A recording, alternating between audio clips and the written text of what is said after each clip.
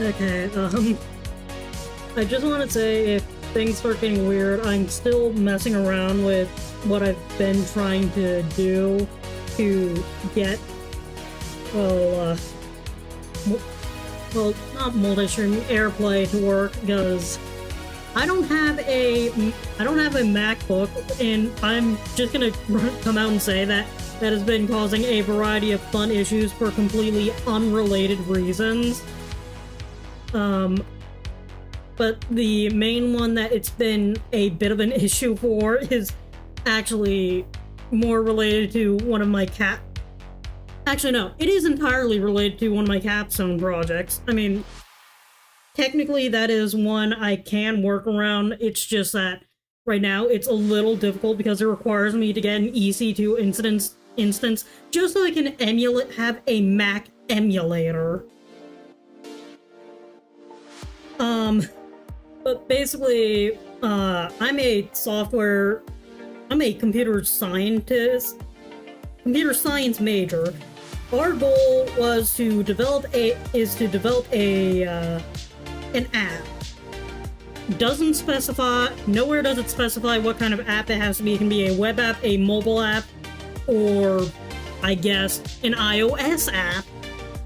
I'm just gonna plainly say why this has become an issue. I'm working on a team with 5 other people. We originally agreed on having our app be developed as a web app first. I don't know how. Somehow we are now doing an iOS app. Here's the problem. In order to compile Swift code, we need access to Xcode. Guess what Xcode will only run on? iOS devices. 3 of us do not have Macs. We originally agreed on a web app and then possibly developing an Android app to go alongside it, since Android Studio will literally run on anything as long as it functions. The only reason I know it'll run on anything is because I've literally run it on both Windows and on Linux. And I'm pretty sure Android Studio also even has an iOS release that you can use. Even then, there are plenty of emulators you can easily use to run Android. The hard part is that... and the thing is, you can run, compile, and test all that on anything. I'm just frustrated largely because I have to think, because I essentially wasted most of my Friday trying to get an EC2 instance to work, just so I could even begin helping. The other part I'm kind of irritated with is just, I'm the only person on our team who has any kind of, like, design experience. The guy who made the executive decision that, no, we're not doing a web app anymore, we're now doing an iOS app, I feel like he does not understand that sometimes some stuff in design does not come until a lot later in the process, but it's still a good idea to at least start having sketches done instead of just using default everything. Then again, like, I think there's only one other person in my software engineering class who has as much design experience as I do. I'm just largely irritated that I'm even having to deal with half of this iOS issue. But that was largely because we came up with a plan and that got tossed out a window without any of us consulting. Sorry, with only one person being consulted, and it was the guy who made the decision. Because I know software engineering, the main thing is learn to be agile, flexible. I don't think that means one person makes a decision on a team of equals and then everyone has to deal with the outcome. I think that means working with knowing the limitations of everyone involved in the project and then making a decision and going from there. I mean, I guess the thing is, the person who is playing the role of our client is literally our teacher, and he recommended we start off with a web app. And that is exactly what we decided to start off with, instead of jumping straight into trying to develop a mobile app, which is simultaneously easier and harder than you'd think it'd be.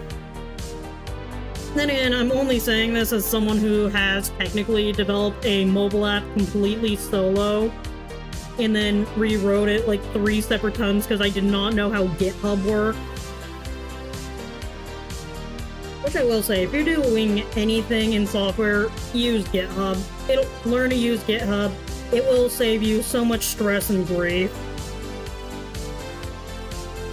Actually, no. It doesn't even matter if you're not even in software. If you're doing anything in game design or anything that requires any amount of programming, literally just use GitHub. It is a lifesaver, so you're not... You can save multiple different versions and roll back, so you're not like me who's rewriting the app for a 3rd time in the same week, and you have to present it literally that Friday. I still got an A on that, so... But I don't think everyone has the amount of sanity I do, which is more or less bordering on 0. Anyways, silly gripes about iOS aside, I mean, the only reason why I even have to gripe about this is because I'm literally using an iOS device, streaming, and then I just spent like another 30 minutes attempting to get one thing working. And it is working, otherwise, obviously, you would not be seeing this thing. Although, I will say, more often than not, just try restarting and most of the time it'll fix whatever problem you're having, otherwise you need to do even more troubleshooting. The other kind of troubleshooting I need to do is figuring out how to draw hands. Because I can kind of get them, it's just some parts are harder than others.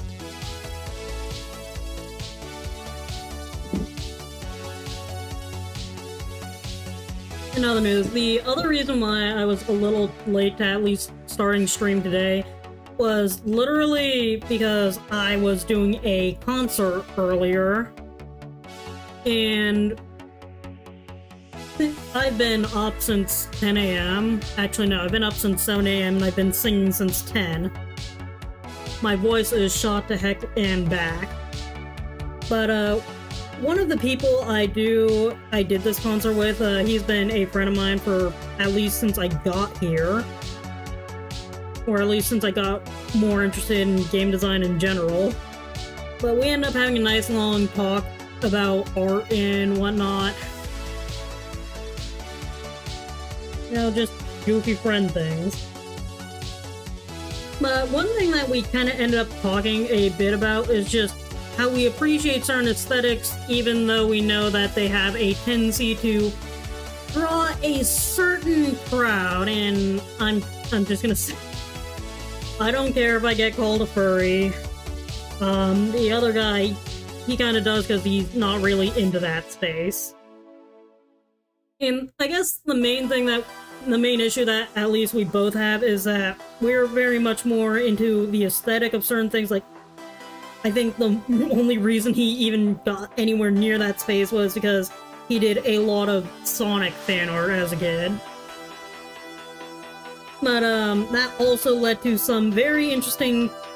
And gosh dang, my pencil is being annoying. But basically, he was invited to a server that he was offered an internship. He didn't know what it was going to be for at the time, but all I know is that one of the professors has made him share that story before. Then again, I think I've also had to share my fair share of stories from when I was still like a sophomore. I think I've shared the story of Jerkin before. I'm not going to say the last name of the character, but let's just say it is related to innuendos. I've had to explain that story multiple times, and I told my teacher if I had to explain it again, I was going to leave that character drawn on the whiteboard in his office. What I will say is that the little whiteboard marker sketch that I drew of him in his office is still there. It's kind of cute. I think, then again, this is the teacher that I've also gotten debates over whether or not you can consider an AI prompter to be an artist. I said no. And again, there's like all sorts of weird... I'm just someone who's just constantly been stuck living on the border of all sorts of weird. Where was it? All I know is that right now this brush is one I'm kind of having a little trouble getting a little picky with. Largely because I think... Largely because of how I kind of designed it. I think I might flick more back and forth between a bunch of different colors because I think the way I did originally design this is sort of like a weird gradient from brightest to darkest, but if I'm just gonna quickly do this. If I put that's technically darker than this one looks darker. I think that has more to do with saturation than anything. All I know is that this one I kind of hate because it just feels aggravating to look at in a neutral background.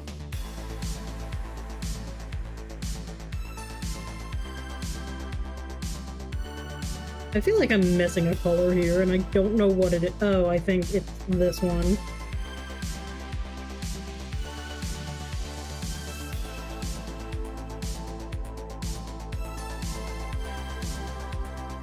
All I know is that this one is kind of just probably going to end up being a random doodle, a warm-up sketch, if you will. I mean, I do have other stuff I've been working on, including this one, which is just silly, and also making the silly t-shirt idea canon. And I'm just someone who enjoys fun. All I know is that the only I'm only going to be on for like at most 2 hours. Largely because I'm planning on going to go see this friend perform tonight at an improv show. And even while we were on stage doing like some final prep and rehearsal, we were just goofing back and forth with silly quips. I'm not a part of his improv troupe, but I will say is that all the people in that troupe I've met to some capacity, and I either know them through our university honors program, or because we've just bumped into each other because a lot of our interests overlap. And I will say that overlap just happens to very often be the choirs. It doesn't matter if it's chapel choir or if it is university singers, which is basically, I don't care.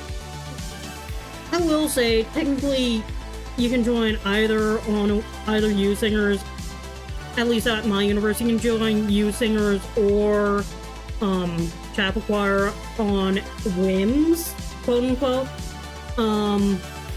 Youth singers, it does not come with a scholarship. Chapel choir, it's a bit more complicated. There is a point system because we did have several issues where people were getting the scholarship but not doing any of the work,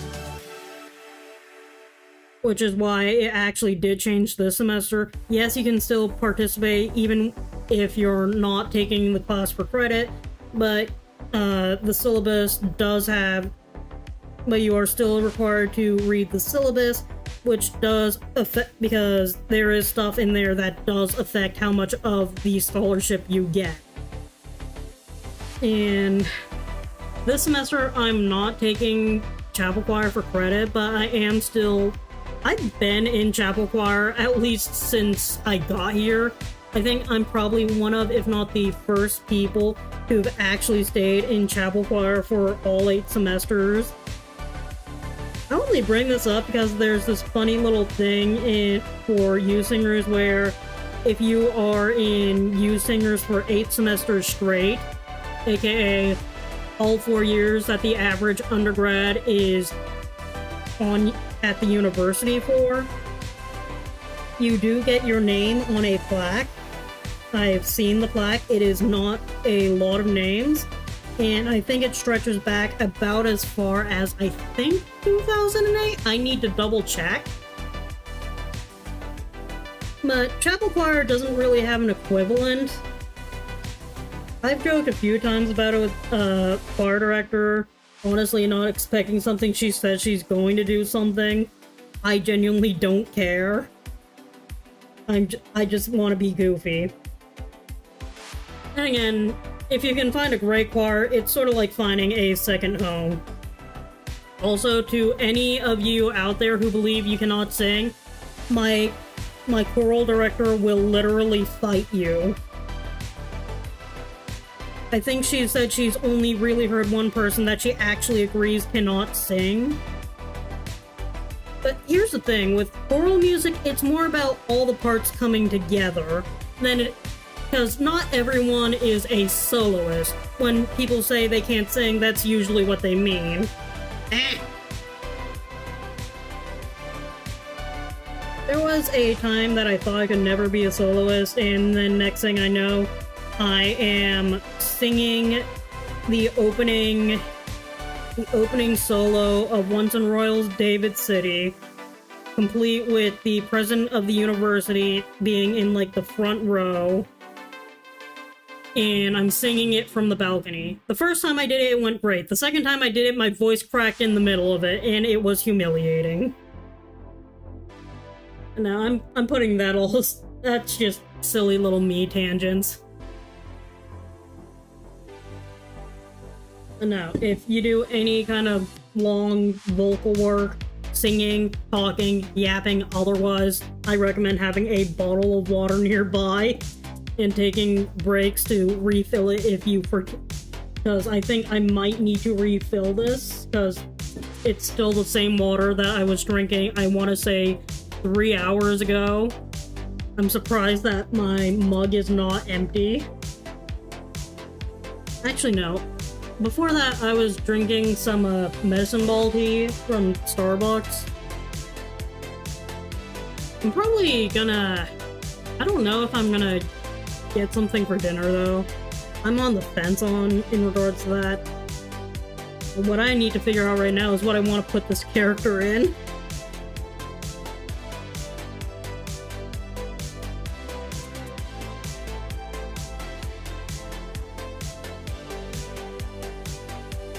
I'll say though, at the very least, I kind of enjoy how I draw hands a little bit better now. Like, they're still kind of messy, but I can at least understand what they are, shape-wise, at least. Now, the other thing I'm still also trying to figure out is just hair in general. I mean, I do have... One thing I'm just struggling to, like, I guess understand is how the heck does, like, more swooshy top part bangs work. Like, you see how I've drawn mine, like, gold behind the ears.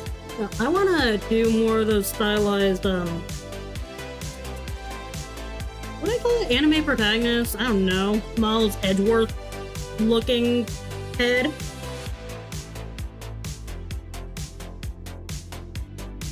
Because sometimes I can get it, and sometimes it just looks weird.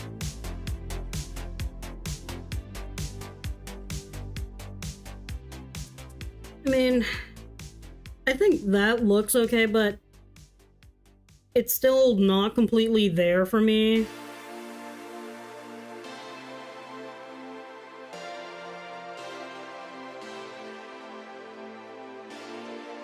Then again, this is also just one of those designs that I'm going to be doodling for the heck of it, and then it's probably never going to leave whatever vault it came from again.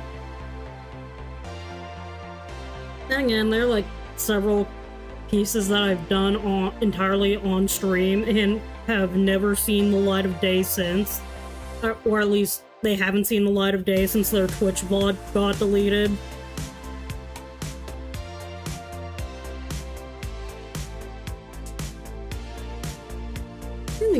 a hoodie for this character. I don't know why.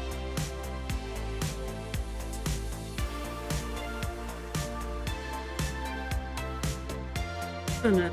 Probably because I'm just feeling... Probably because it's cold outside and I'm not particularly happy about it.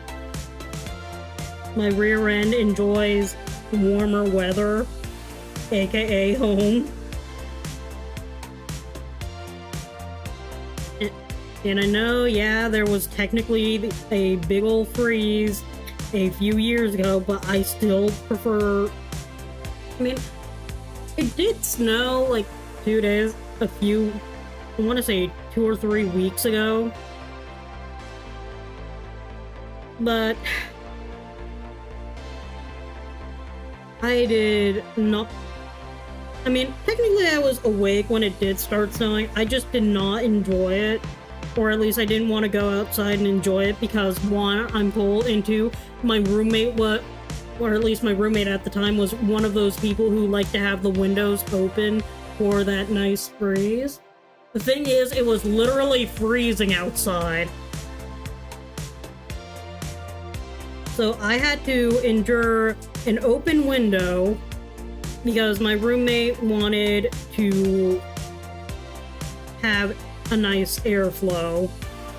I mean, it was nice when it was late at night and I was passed out, so it didn't bother me as much because I was buried under 30 layers of blankets. But it did get annoying when I just I did not want to get out of bed in the morning because getting out of bed meant having to deal with the cold. Which is really everything you want to deal with in the morning. I mean, I am still someone who's usually up by 7 a.m. and out of bed by 8, but I've had roommate issues before. Anyway, can I remember to change the question before? I remember the first collab I did in a long time, the first official collab I ever did. I ended up getting a lot of shit for that, to put it bluntly. Well, I didn't really get shit about it. I kept on getting teased over it. Because it was like that one chatter who would not be quiet. Sorry. I'm just readjusting because right now my feet are freezing. And the only thing I really have is a blanket because, I'll be honest, the only socks I have available right now feel like cardboard and I kind of don't want to put socks back on.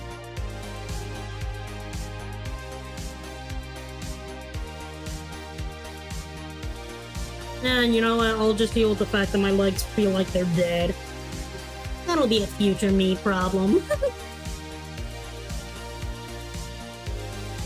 I keep forgetting that my laptop is in military time, so... Is it military or 24-hour? I don't even know.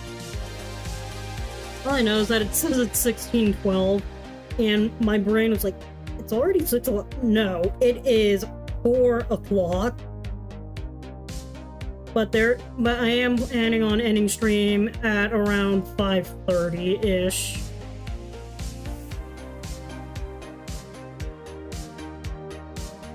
But that's largely just so I can have time to maybe go get dinner. And then, because I already know what my plans for 7 o'clock are.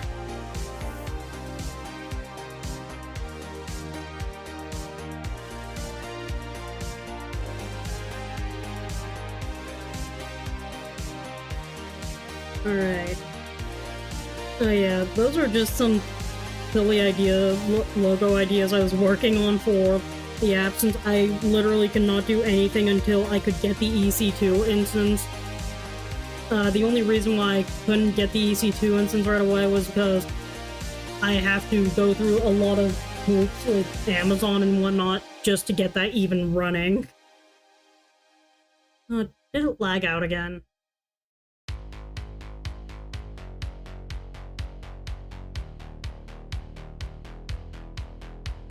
The joys of working with technology. I'll be honest, I might once I get a better understanding of like how network packages work, I might actually try making my own version of this just to see. Because right now, the only other option I really have is trying to find a, what's it called, card? A capture card that can actually handle this completely. Okay. No, okay, there it is. It stopped lagging. All I know is that the capture card I did have did work for a while. I don't know what happened. It vanished off the face of the planet. Well, no. Let me start a little further back. I did have one relatively cheap one when I was still streaming on Windows and did not completely despise Windows yet. But I did have a little cheap dongle-ish one that did work. Sorry, need to wipe my nose. It was itchy. I had a cheap little dongle-ish one. It worked. I didn't need anything too fancy. I just wanted something that could capture footage from my iPad, and that was all I needed it to do. I didn't care beyond that. Anyways, that one probably nuked itself. I don't know how. I'm not going to question how, but it was like, it was not that expensive. It was like a little cheapy. I think I got it for like 15 bucks at most. The next one I get, it's a little beefier. I think it cost me like 40, 50, I don't know off the top of my head.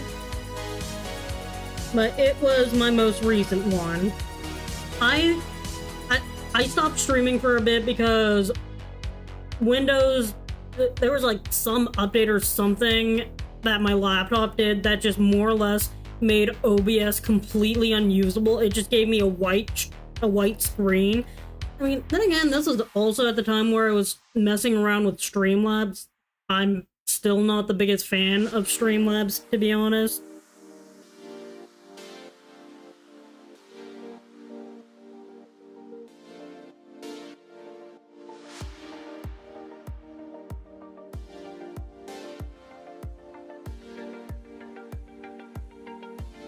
But it did work for a little bit, then it kind of just stopped working. I've yet to test if it still does work, because unfortunately it seems to have grown legs and disappeared off the face of the planet.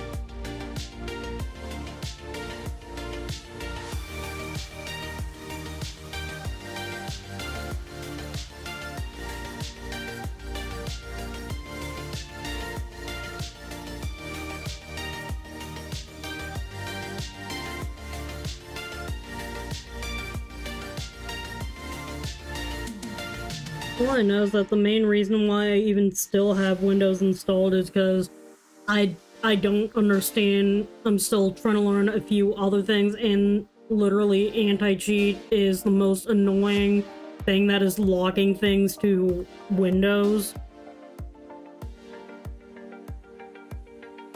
I mean, then again, I guess that's also just one more reason I have to not particularly care all that much about first-person shooters. There's one that I am mildly interested in called Sternova. I actually streamed that I want to say 1 or 2 weeks ago. It went horribly. I think I got 2 wins that entire night. Meanwhile, the week before, I was just... most of the time, I was MVP. Like, if you scroll through my match history, somehow I was either MVP or SVP more than half the time. I don't know if it was because I was playing on the weekend and more skilled players play on the weekend or something, or if it was because I got moved up in rank. It's probably because I got moved up in rank. All I know is that that day I was just not having as great of a time. I mean, then again, this is also why I say I'm okay at first-person shooters. I'm not anywhere in the league of the pros, but more than half the time, I'm not going to completely fail either. It's just, as I've learned, a lot of it really does come down to knowing the map, knowing positioning, and being able to hit without getting hit. Then again, I guess this is also... Then again, I guess getting back into first-person shooters is also how I ended up getting back more into Team Fortress 2. Then again, the other reason why I got back into Team Fortress 2 is literally because they released the 7th comic.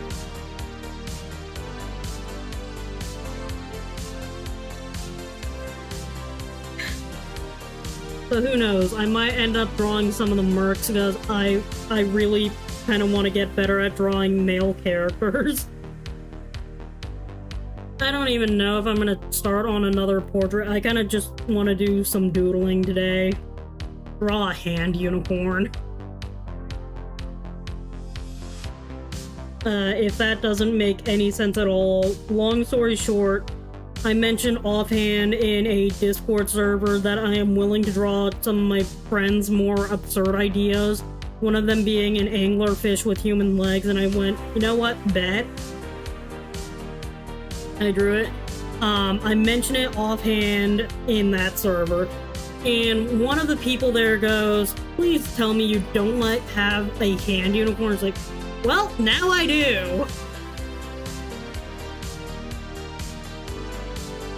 I mean, technically I don't yet, but I might shortly.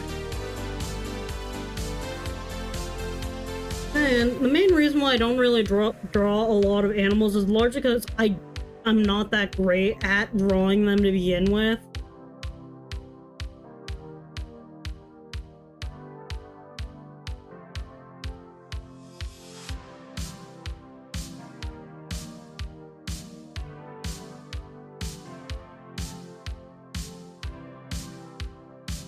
I'm just drawing an invisible little ledge thing. Foot resting there, leg hanging off it.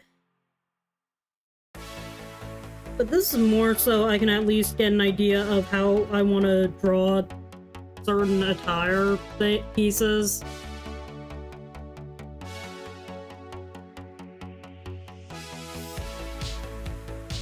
Because right now I'm kind of feeling a dress.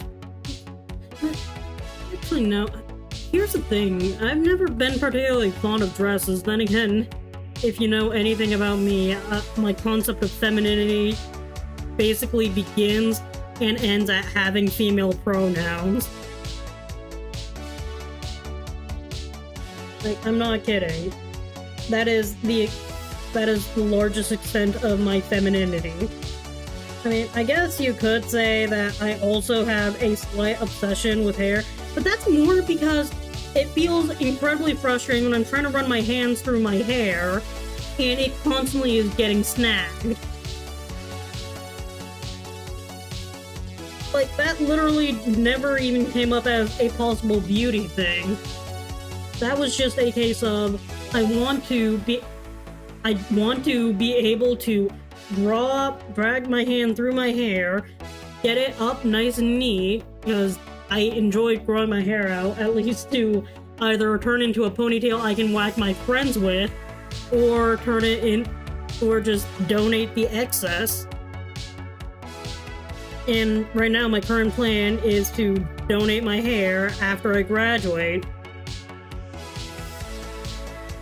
Because I've ended up enjoying using hair sticks a lot. Literally, if you look at my character, you'll see that there's a hair stick in my bond.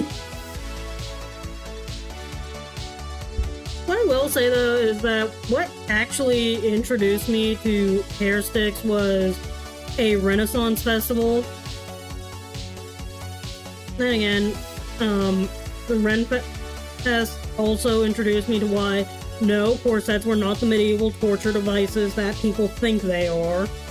What you're thinking of is a poorly made, ill-fit corset that was literally made just to be a dime a dozen and not necessarily fit the actor, and has probably been in storage for who knows how long and is fraying at the seams. Because here's the thing, of course that should feel like a nice tight hug.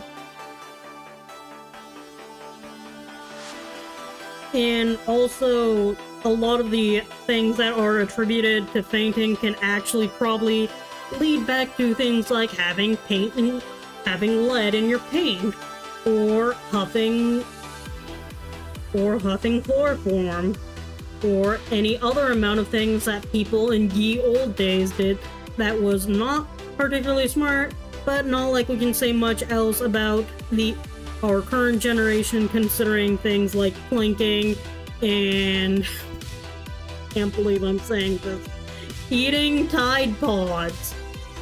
I don't understand. Then again, there's a lot of things about my own generation I don't understand. I don't even know what generation I classify as anymore. Because technically I'm on the border of millennials and Gen Z.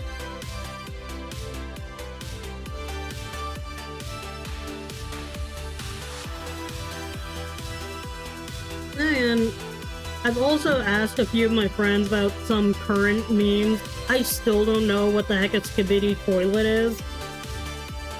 And I'm too scared to actually look it up.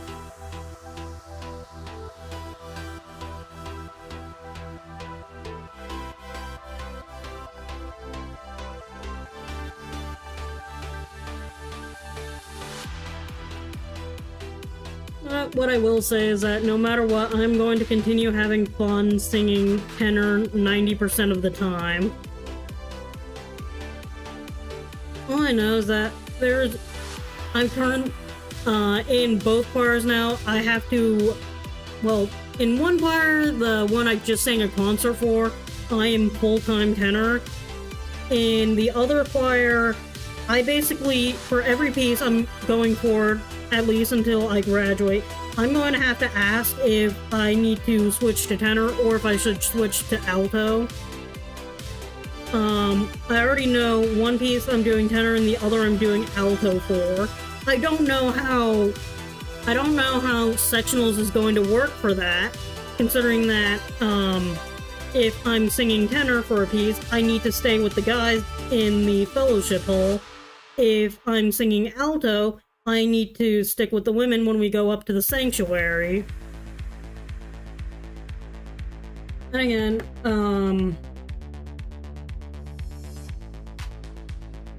I'm guessing that is why during that first sectional, tenors were told to go up to the sanctuary with everyone else, and the basses were told to stay in the basement. All I know is I'm in a weird place when it comes to music. I only actually recently learned the term for the voice part I technically fall under, which is contralto. It's basically one of those voice parts where you can happily sing both the male and female line of a duet. Like, I could theoretically do anything you can do, I can do better than you completely by myself. I think I did that once because I was bored. And then, even going off that, I have considered, for the heck of it, just trying to do voice covers. I have had people tell me that my voice does tend to lean more, I don't know how to put it, like, masculine, female, neutral. For me, it feels a little deeper, but that's also because it's probably in my head. And sometimes whenever I listen to recordings, I can't help but think it feels a little nasally. I don't know if it's because of how I choose to pronounce words, or if it's because more than half the time my sinuses are clogged.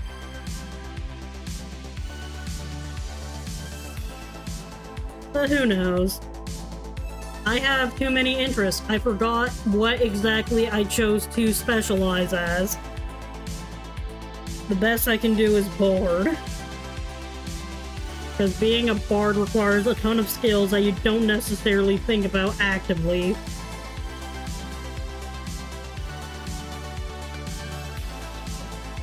I have air part around here.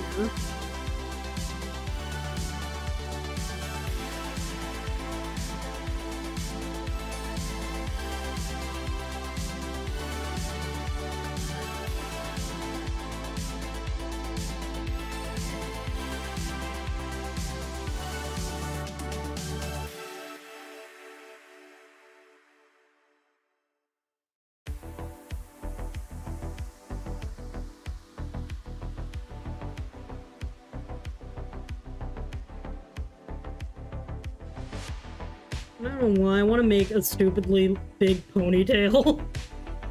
I don't even know what I'm going for with this. I'm just aiming to be as silly as possible.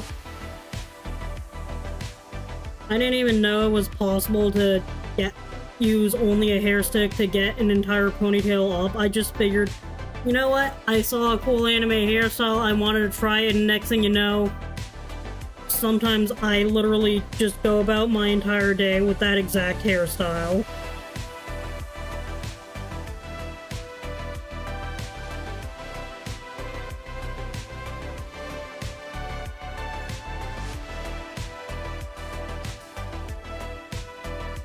And there are also a few hair sticks where I literally cannot do that with.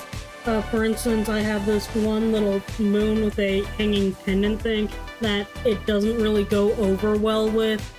But I think that's largely because of how the little pendant thing is intended to. If I do the ponytail thing, it's a little harder to get the right angle, at least for the hair stick. So, because sometimes they'll end up straight up and down, other times it'll end up like at a weird 90-degree angle. So the best option is literally just to have one that looks good at any angle.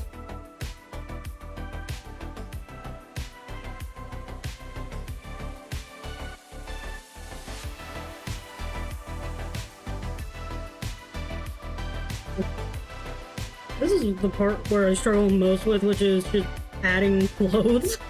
Because I have too many ideas and most of them kind of look at best. But then again, with character design, the entire idea is the first sketch is probably going to be the firstest worstest. And even then, this character is probably never going to leave the vault of my sketchbook. And by the vault of my sketchbook, I mean this entire document that just exists as a long series of sketches I've worked on from the beginning of the year, or at least when I actually remembered to start a new one. I think I've actually only gotten to the point where I ran out of layers in one of these once. But that was more towards like mid-September when that happened.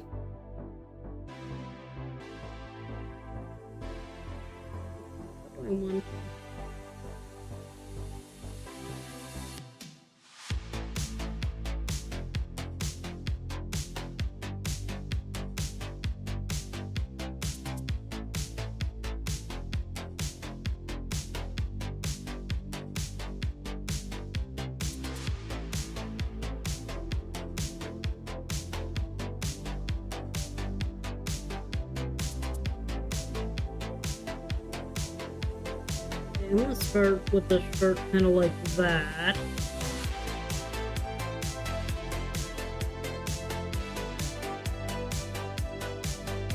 The only thing I kind of want to get a little better at is kind of just drawing those jackets, or at least just drawing jackets in general.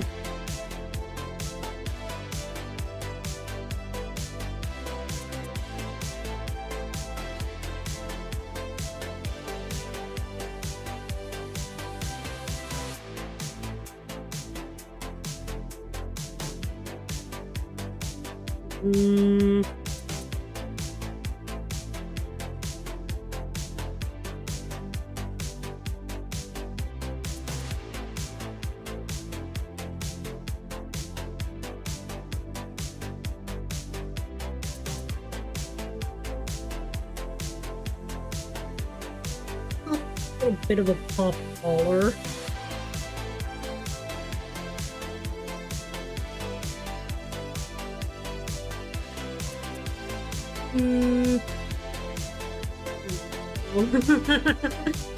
I'm just being a goof. I completely forgot that I technically have other stuff set up. It's just that half the time I end up not using it because either A, I forget, or B, I get focused on something else. All I know is I'm still trying to figure out how to get a client-server handshake to occur, and I learned that apparently I'm gonna have a fun time trying to get server written in C to talk to a client written in Java. Script, I mean. And then half the fun of coding is just learning what's possible and then making the impossible possible. I will say, though, computers are really pursuing because they are the rules lawyeriest of rules lawyers.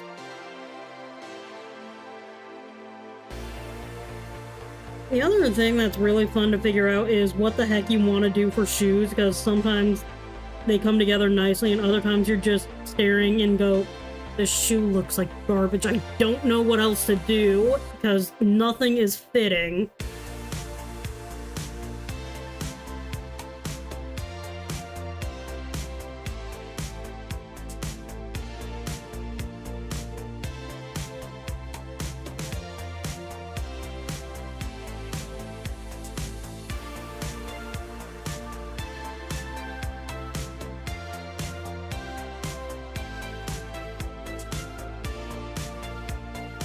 I'm thinking kind of like boots that go somewhere around here.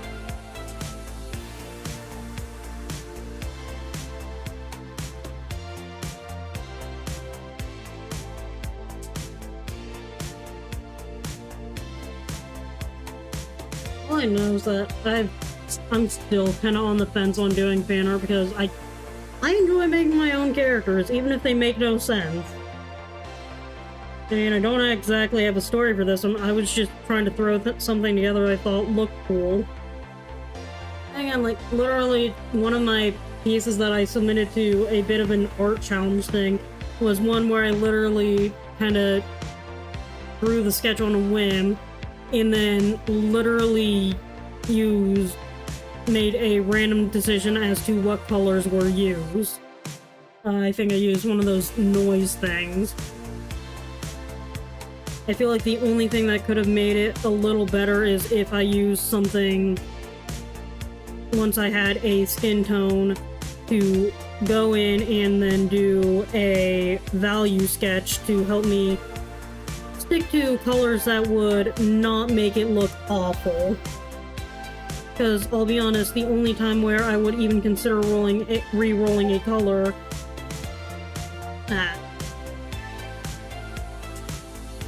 the only time I would consider re-rolling a color is if it looked too much like skin tone. Because here's the thing, if a color matches almost exactly or exactly to a skin tone, one, the design won't read that well, and two,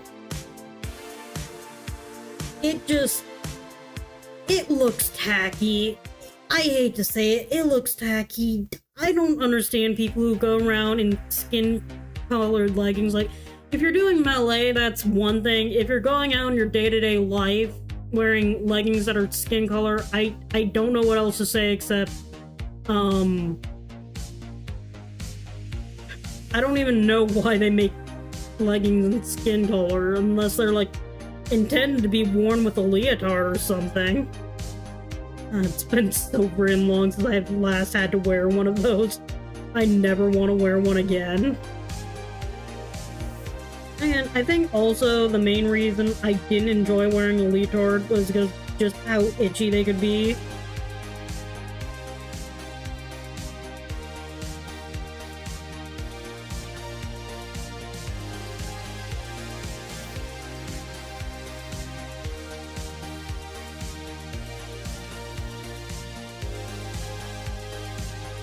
Alright, I think that's all I can really do.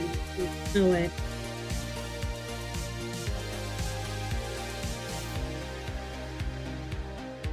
I still don't know what to do for shoes more than half the time. Like, sometimes they come together nicely, other times I just end up throwing something on them and I still hate them afterwards anyways.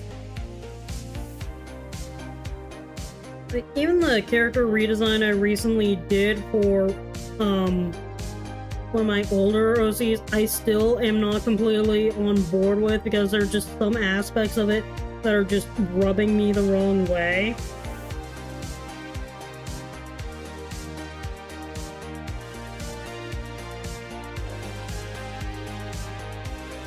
and I don't know how else to, and I don't know how to fix them.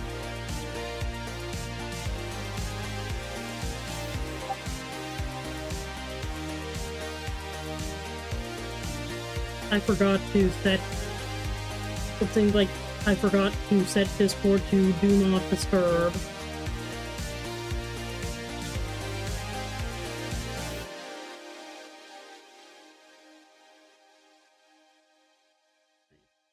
Why do I have 2 pings for the same person going live?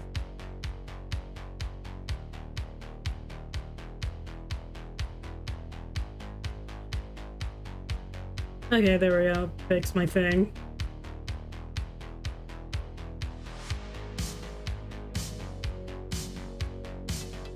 I think I'm also finally finding and fixing the issues that I've been having with this brush. I don't know if it's also because it works or if it's because I found, like... Okay, I think I like this brush the way it is. Or at least the way it is now. All I know is one thing I do eventually want to do is make my own, like, deck of cards. I don't care if it's hero or bicycle style playing cards. I just figured it'd be a fun little project. The thing is, I don't know what I'd do for if it was an entire bicycle deck. I might literally just ask several VTubers if they want to be a part of a card deck. It's either that or borrow some characters from my friend. Friends. My friend or friends.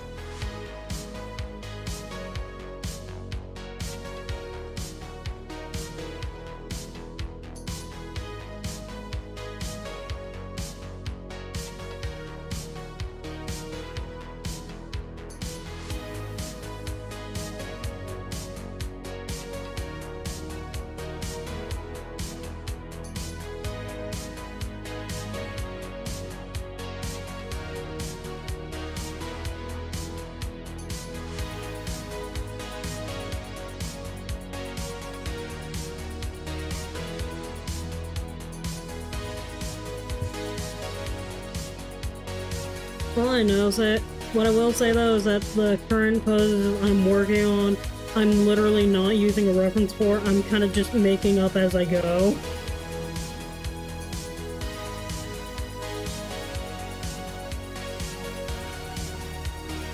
Well, I will say, I kind of do have an idea for something I have been trying to work on, and it is... The main reason why I don't have many male OCs is because I don't really know how to draw masculine characters all that well without looking like really deformed women. So I guess that is one thing I could work on a lot more.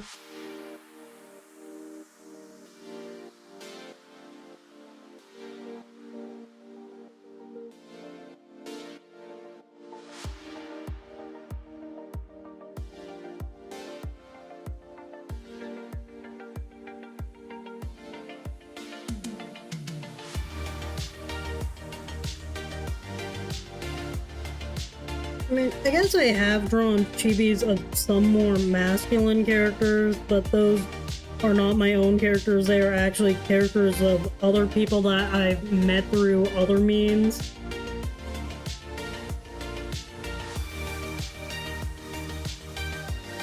I know somewhere in here I do have a chibi version of someone else's character, and then right next to it a little Among Us being of that exact same character. I was just being silly.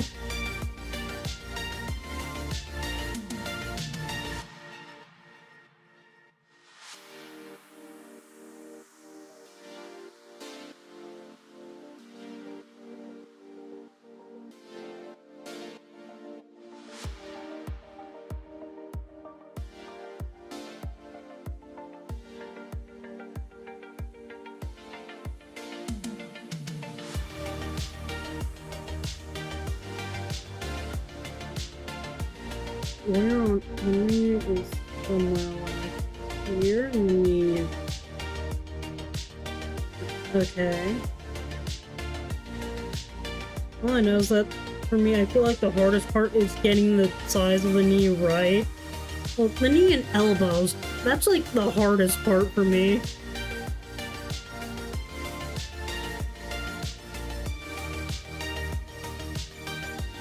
Everything else, I feel like I can fudge a little bit easier, but if either of those feels too big, I will have no idea how to fix it. On the upside, I am getting free donuts tomorrow. But that's more because of a choir thing than anything else.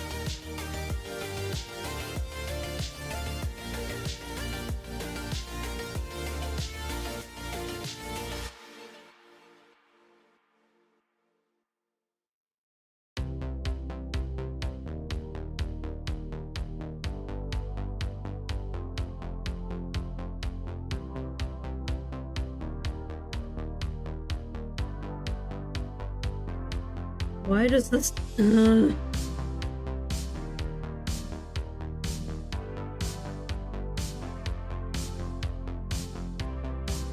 Triangles. They're annoyingly helpful and annoyingly incorrect at times.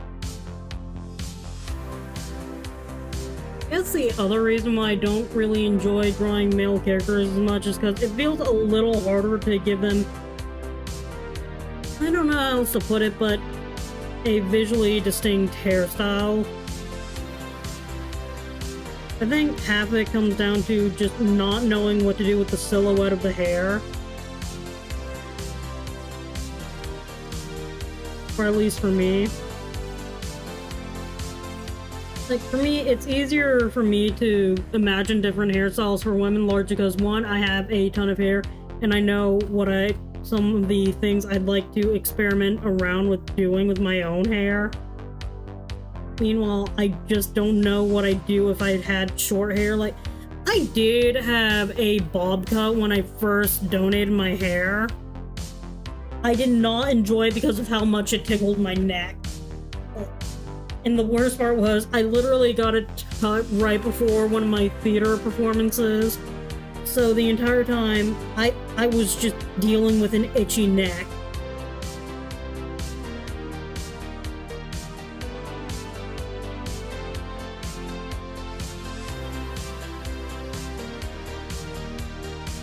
I did not consider it that enjoyable, so I think there's just another reason for me why I'm kind of just holding off on donating my hair again.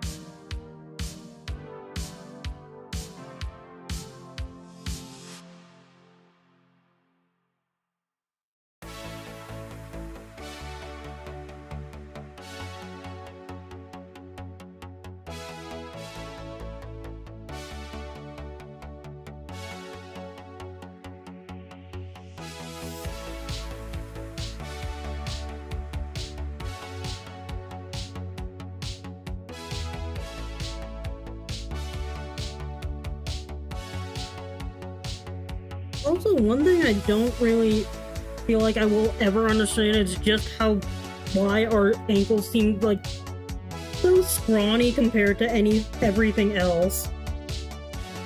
Then again, I guess it also has to do with why my ankles have a tendency to roll so much, to a point where I think I've nearly broken them multiple times just by goofing around and doing my thing.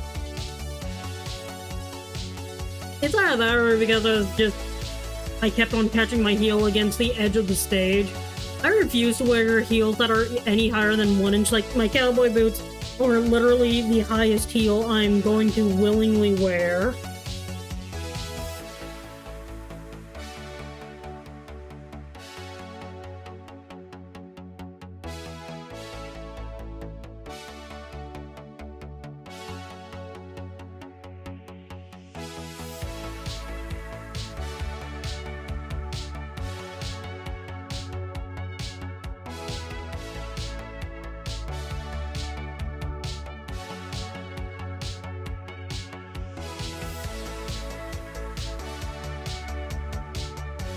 There we go.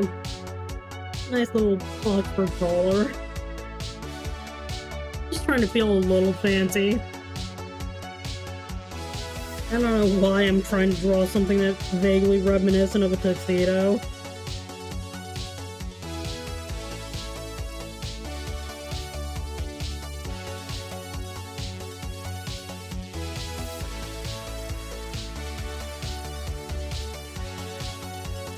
Then again, the answer in most cases is because I felt like it. Do I have a tuxedo for reference? No. Have I seen plenty of guys in tuxedos? Yes.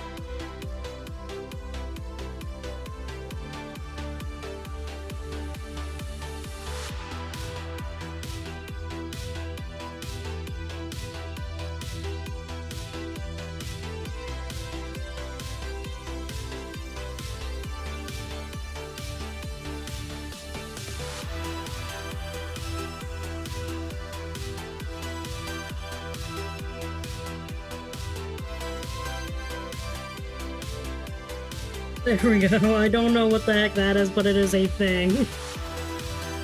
I've officially spent an hour on 3 drawings that I'm never going to let see the light of day again.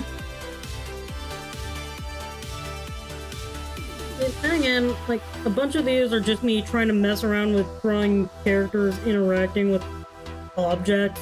Just, I think one of the things I have struggled with a lot in the past with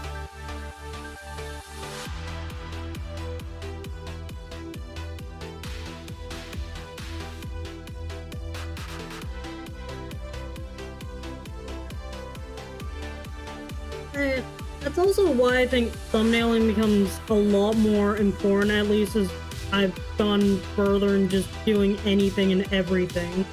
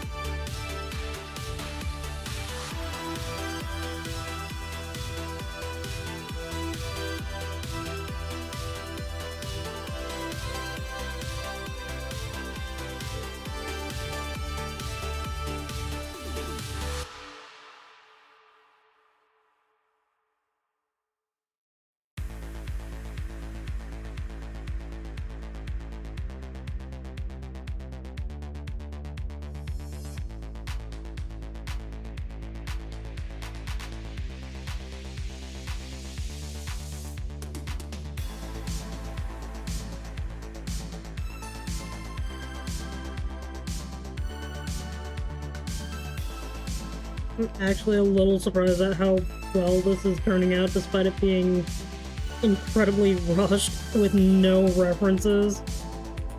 Oh wait, never mind, that arm feels way too thick.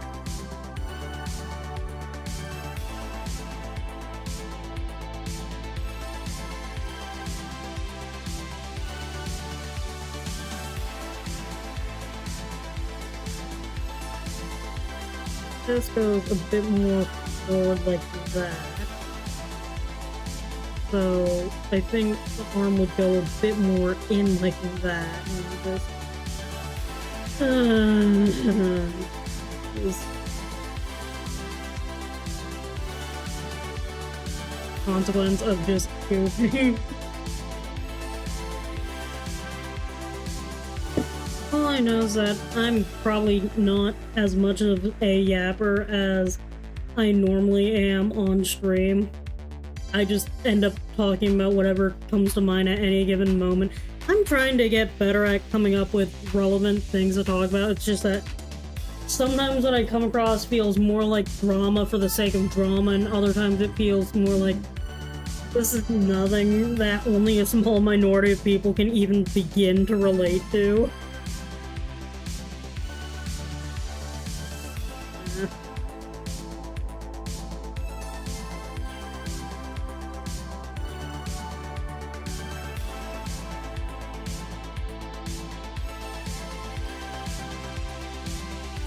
How do I draw a person wielding a sword?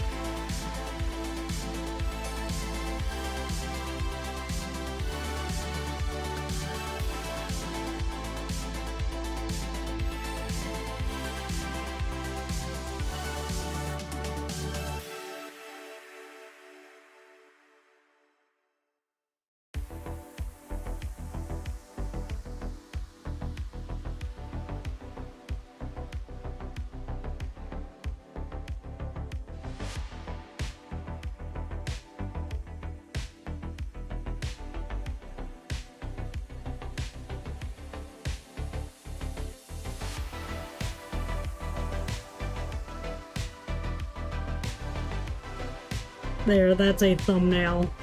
A thumbnail mess.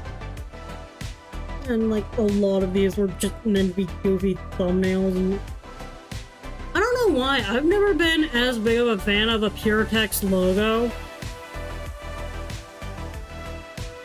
All I know is that it's apparently what our team want, or at least the guy who made the executive's decision to make an iOS app for our project wants for the logo.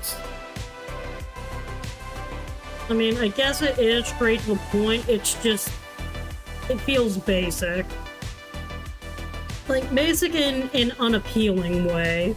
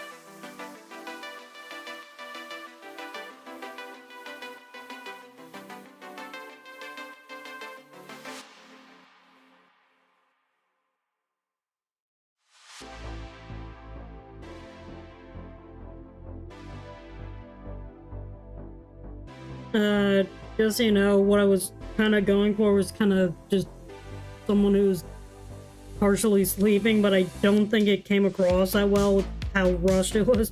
I was trying to...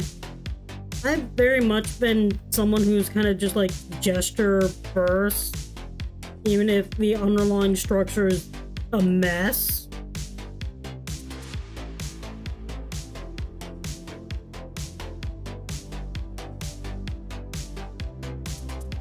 And by a mess, I mean, like, incredibly unrealistic.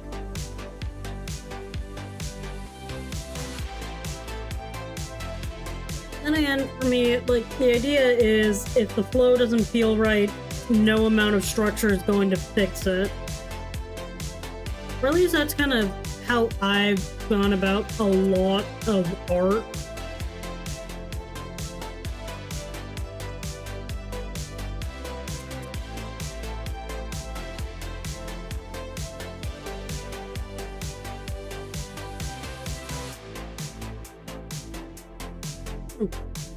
quick little thumbnail.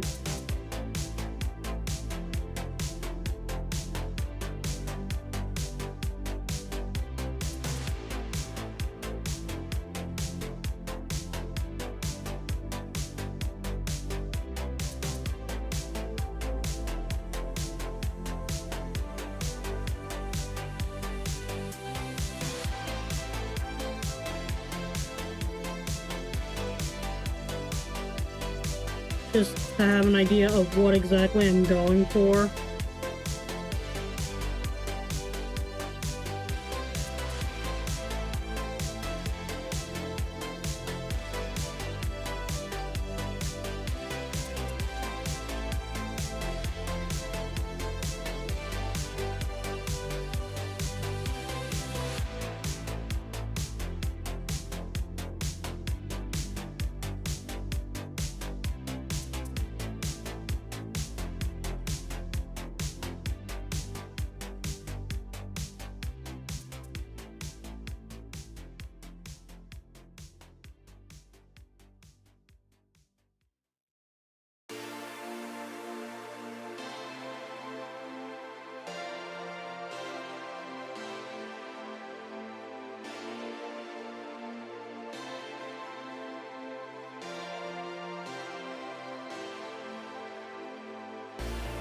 Also, that ball right there is kind of just meant to represent the wrists.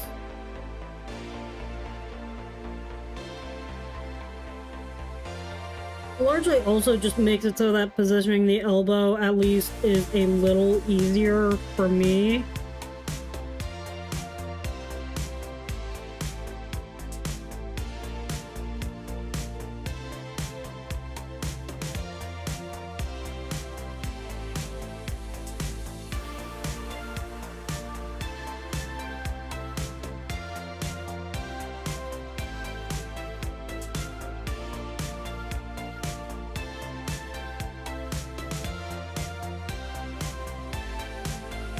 I will say, one of the things I've kind of gotten annoyed with is drawing the rib cage.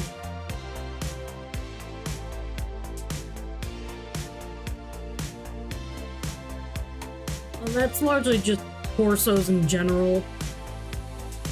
What I will say though is that I have considered making another VTuber model just for the heck of trying. I already do have an idea for which character it'd be, as well as some possible modifications to make my own model now that I understand the program a lot more.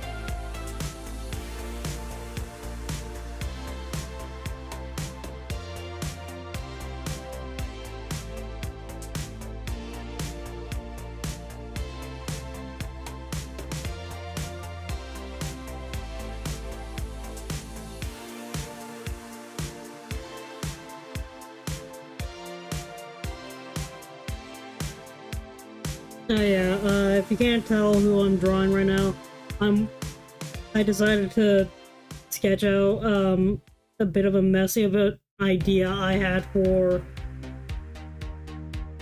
I'll be honest, I think it made more sense in my head, but I don't know why. I enjoy drawing people who wield spears. Who knows, maybe one day I'll draw Undyne, the Undyne for the... aka Fish Lady. I really want to play Undertale eventually.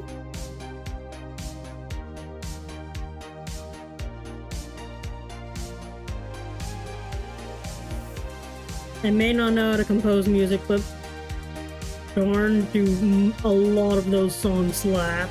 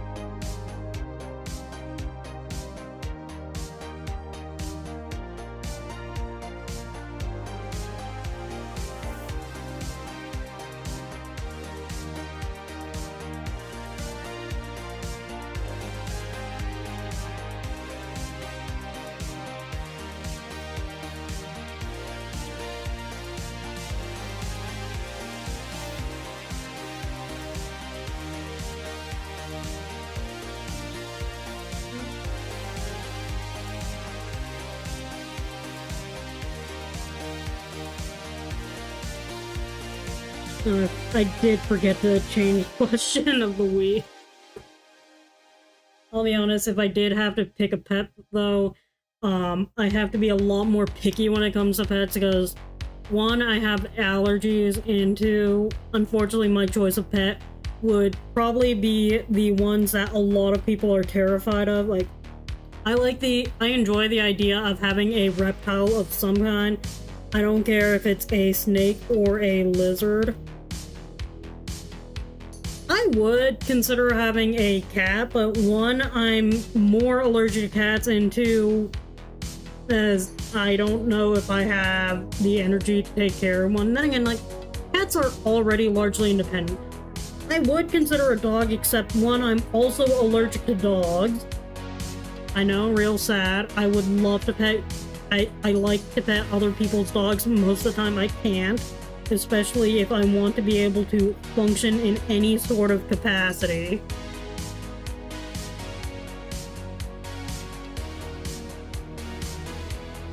But other than that, it's just a case of I don't have any kind of way to function in a normal capacity after petting a dog and getting fur anywhere near my face. I do know that they're allegedly like hypoallergenic dogs and cats and whatever, but it's just a case of I don't think I have the energy to even take care of an animal outside. I mean, I don't mind, like, occasionally taking care of others, but I don't think I'd be able to take care of my own.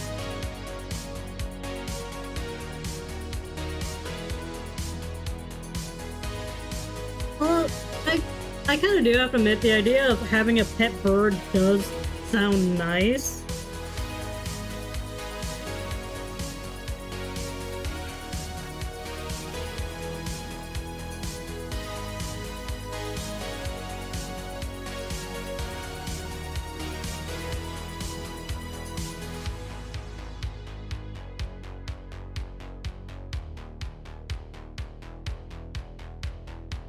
Heck, is there a train?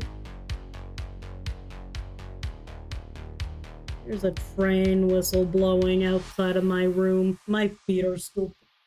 my feet are cold and dead.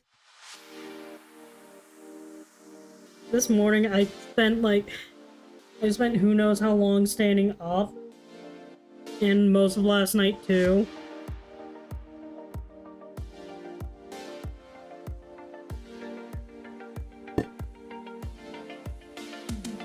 I need more reminders to drink. Actually, I do have a bit of a funny about reminders to drink. One of the people I'm friends with, the guy I'm the only other kenner, well, the guy who's the only official tenor in chapel choir, he has an electric water bottle. Don't ask me what, how, or where he got it. I don't know. But basically, this water bottle comes with it not only the ability to tell you the temperature of the water, but it even comes with like a built-in reminder to drink water. I'm not kidding. Hang on, I was also talking to one of my honors teachers, when I'm doing my live work, the one I'm doing like what is essentially my honors capstone with. He told us how the president of the university got all of the faculty and staff, these, what's it called? These really fancy electric mugs. Like, what the heck do they do? Basically, what they do is keep your tea, coffee, whatever beverage at whatever temperature you set it at. It has to be warmer than room temperature. And apparently those things cost like $200. So basically, not something that you'd go out of your way to buy, but I wouldn't be too angry if I somehow end up with one of those as a gift, and I was like, in agreement with him. Yeah, I'm not dropping $200 on an electric mug when at most $8 mug and a microwave will do just fine. And I think the only reason that came up was I mentioned offhand how this friend had an electric mug, and I think I was also talking about how I can just take a sip of tea and immediately tell if it was scalded or not. But basically my advice when it comes to any kind of tea making is never attempt to warm up the beverage if it has the leaves already in it. Only add the leaves in once it's warm or at whatever temperature you're going to be steeping it at. Because the easiest way, without fail, to scald the leaves is to heat the leaves alongside the liquid.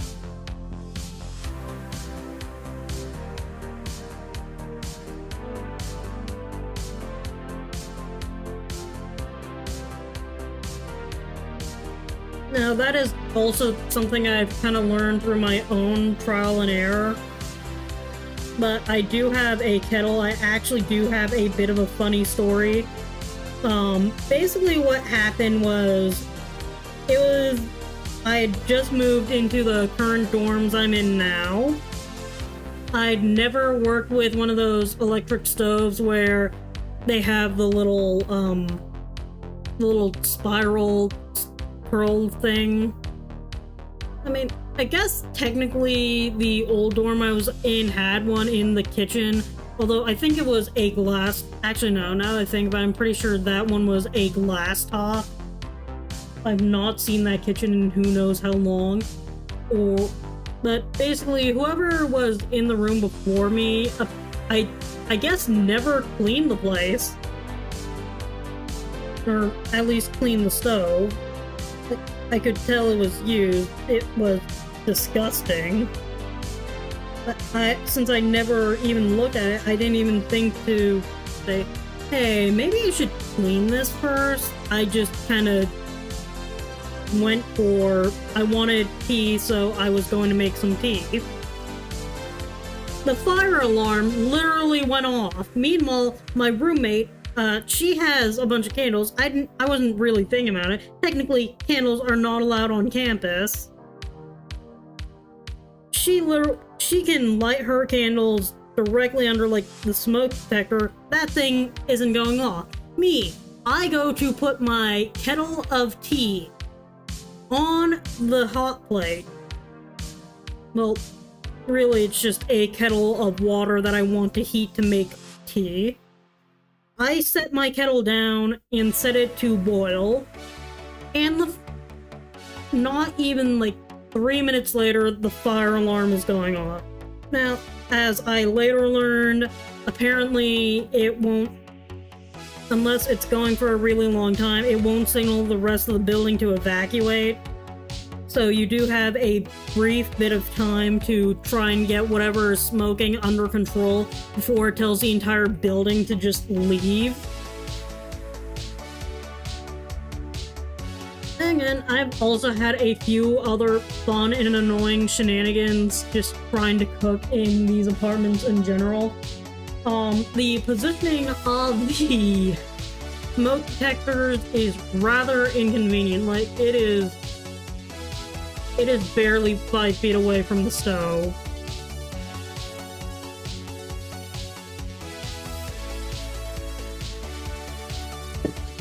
And it's also probably one of those smoke detectors that is designed to just... I don't know what it's called, but I think it's either an electric current one or... I think it's an electric current one. I don't really remember what... I don't think it's a photosensitive one.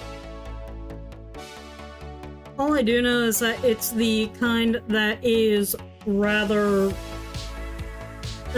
sensitive to any kind of particles in the air. It doesn't matter if it's steam or if it's something else.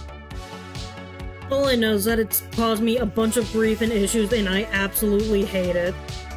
I just want to make tea, cook some biscuits, and have a nice evening. I can't do that with this.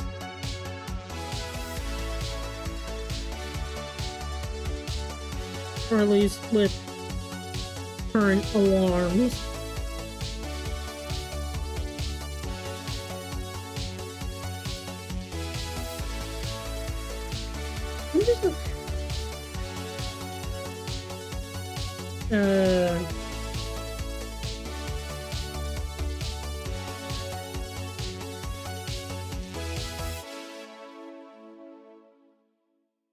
All I know is that one of the things I'm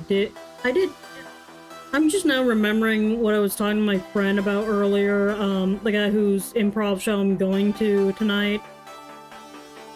One of the things we talked about was just how much most of the time we end up leaving one of the things we enjoyed a lot. It's usually because the fandom around it is just annoying as heck. Like I've talked a few times about getting back into Zenless. It's just, unfortunately, the main reason why I kind of left is, one, I have a lot on my plate, and two, a certain subsection of the culture that is just... I don't know how else to put it, but they're obsessed with, fan service. Like, I suppose some fan service is alright, but there are times where it just feels like that is the only thing they care about. Like, if you can make the fan service flow elegantly and the story like something on the level of Kill la Kill, fine, I don't care, but if... half the time, most of the time I end up falling out of love with something. It's usually because the fan base consists of people who only care about the fan service and will complain if there's even a single and will complain if something is not fan servicey enough. Or will complain if it's fan servicey. Then again, I guess that's also the main reason why it took me forever to even try posting Twitter, and why I still to this day end up forgetting to end up going long periods of time without even looking at Twitter. Or social media in general. I've just never been able to jive that well with social media.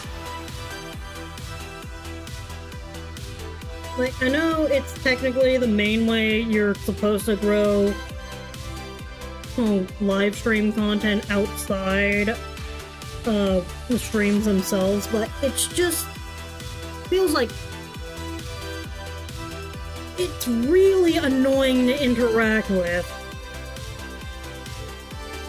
Because I feel like I spend more time doom scrolling than I do actually working on stuff I kind of enjoy.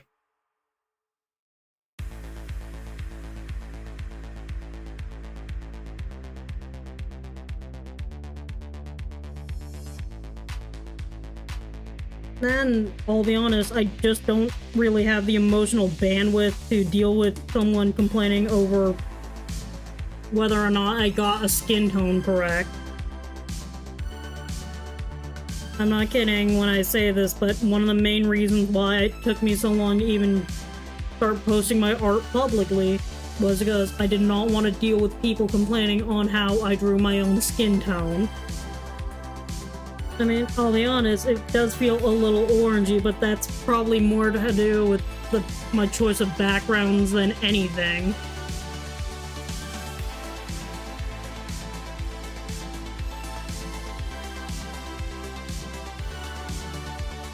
All I know is that skin tones are one of those things where you cannot just change the color and call it a day. Because if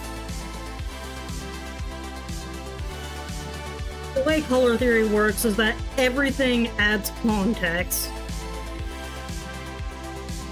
and colors affect how they appear to each other. Like, when I say colors clash, I mean, like, I cannot tell which is supposed to be brighter, and it is bothering me in a way that feels more annoying than anything. Like, there are ways to make a bright red and bright cyan look nice together. There are a few designs that actually pull it off well. I forget the exact VTubers, but there are certain colors where you put them together and unless you know what you are doing, it is going to turn out horribly. The only reason why I think my VTuber model turned out as well as it did, because I was just stubborn about wanting green to be one of the main colors of my design. Then I just also refused to let go of the screen name I'd chosen so long ago.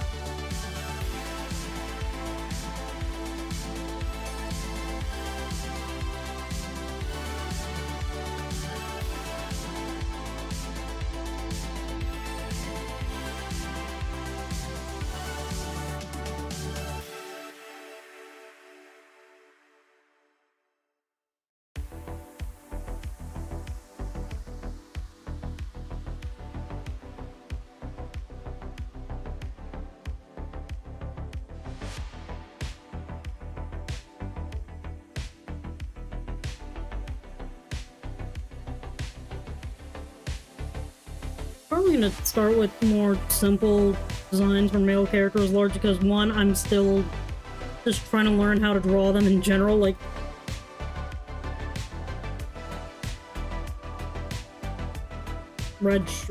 here's a really basic shirt. All I know is that the other thing I've also kind of been talking to some people about is getting into Warhammer 40k.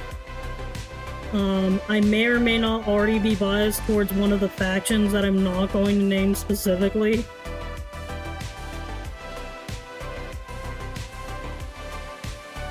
All I know is that the people who are trying to get me into Warhammer already know which faction I'm most likely to end up joining. How did that happen? Gosh dang it, I hate it when that happens. Because then I have to undo forever because I don't remember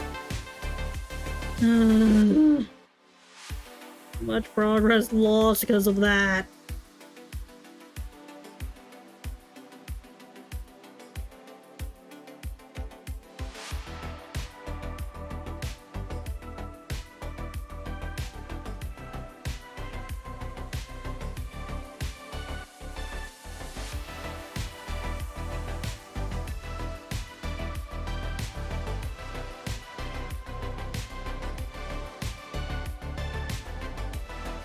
I don't know why, I feel like I drew the legs way too scrawny.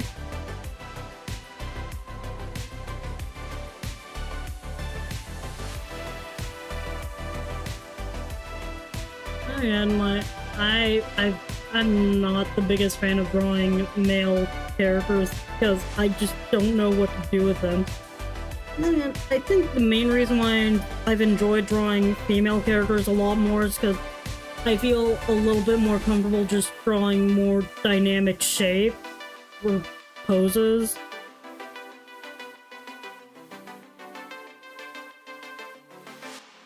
Then I'd probably have so much practice drawing them that it's more or less ingrained into me how to draw them.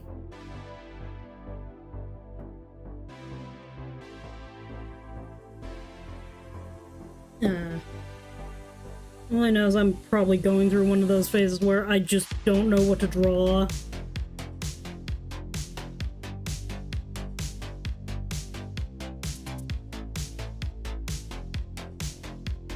Or at least I have too much bouncing around that I don't know what to draw.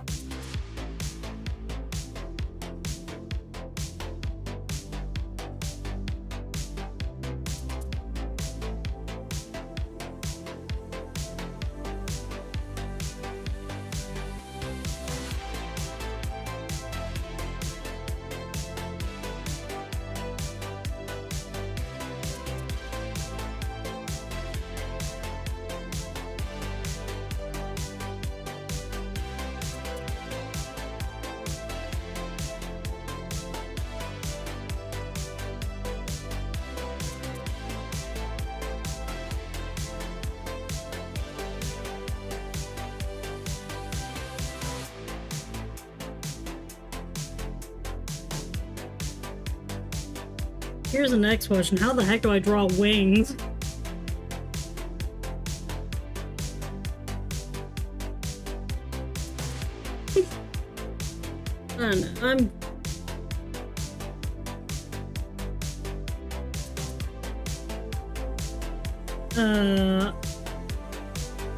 I don't even know what that is. I'm not going to bother with that.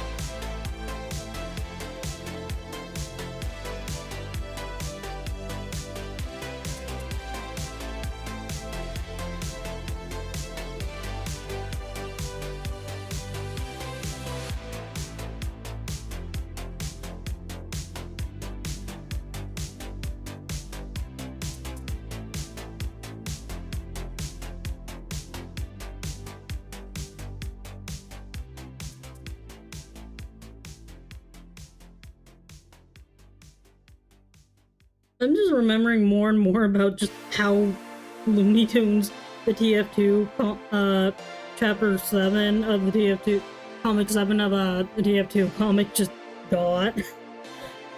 I'm just remembering a bunch of the small details, including heavy including just Soldier and Jana's antics. Specifically, what comes to mind is Marasmus getting tortured to death for basically no reason. Yep, some mafia guys literally just tortured a guy to death over $17. Even Heavy was disappointed, and the only reason why Marasmus was okay with it in the end was because Soldier literally offered to go back to the ruins of his old house and find a brick so and shove a brick in his pants just so the roommates of Marasmus and Tom Jones could be together again. It just feels so Looney Tunesy. Then again, I think that's why Team Fortress remains so popular. Then again, like, another thing I've also kind of gotten a little bit more into is horror. I never really was big into horror, actually, until recently when I decided on a whim to watch an animated film called Emesis Blue, which is basically taking the entire idea of Respawn and flipping it in all of its horrible ways, just how messed up it can be. If you ever get the chance to, I really recommend watching it. It is pretty dang great.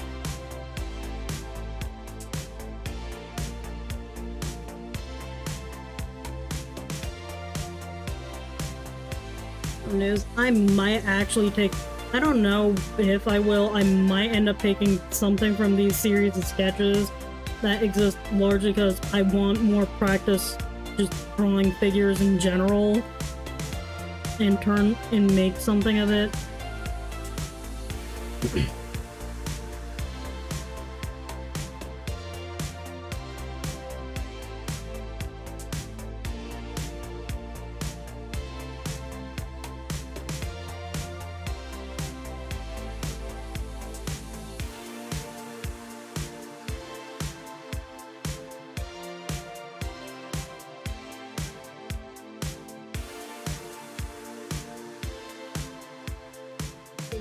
There.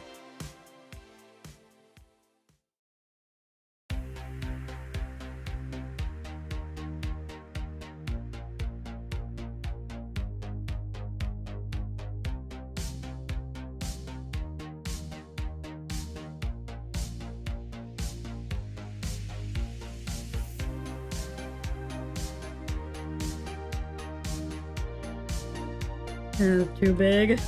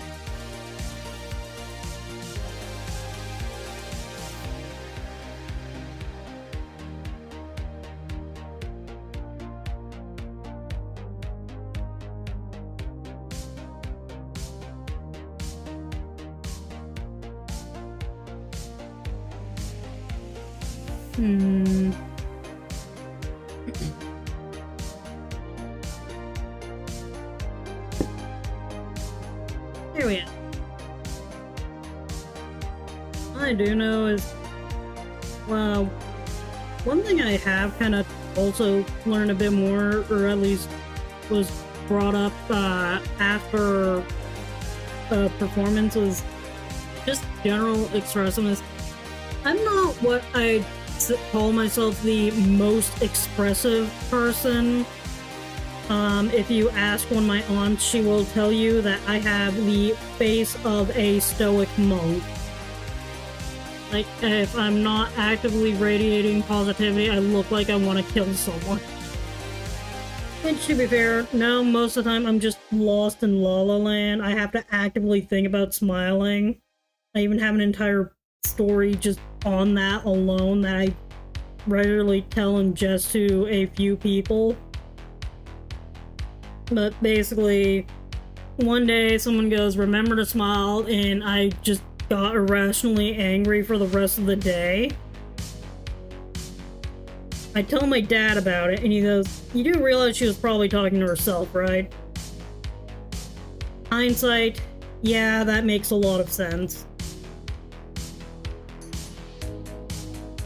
Especially given the context for what was going on at the time. Because I don't think she was even looking at me when she said that.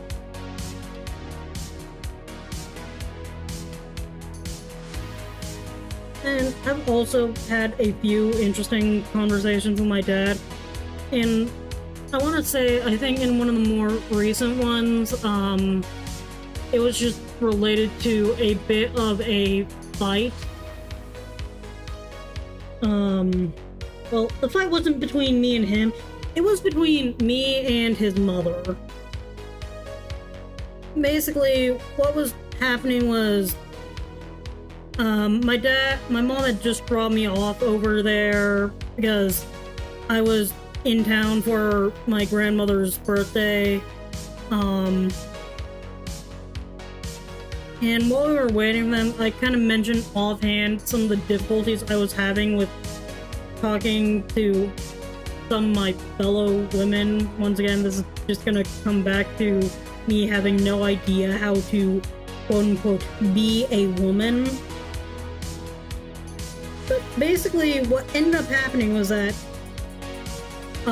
she more or less said that once I make more girl friends, I'll start doing the whole doing my hair, doing makeup, buying dresses and whatnot. And it's like, I do have a few friends who are girls. It's just that I wouldn't. Basically, the main thing is I just got incredibly upset with her because what she was essentially implying was that I was a complete failure of a woman. Like, I'm sorry, I didn't get into fashion like my cousins or my sister. I essentially grew up with 3 best friends, all of whom were guys. I went to an all-girls high school. I became friends with the least girliest girls to ever girl, of which only one of them would be even remotely girly, and she was also incredibly into anime. So basically, I had no real overtly feminine role models growing up. The most overtly feminine role models I had lived 3 hours away from me, and I only saw them at most once a month. I mean, the concept of femininity just never really registered, and I really never felt any pressure to do anything overtly feminine, at least until I got into college, when I swear,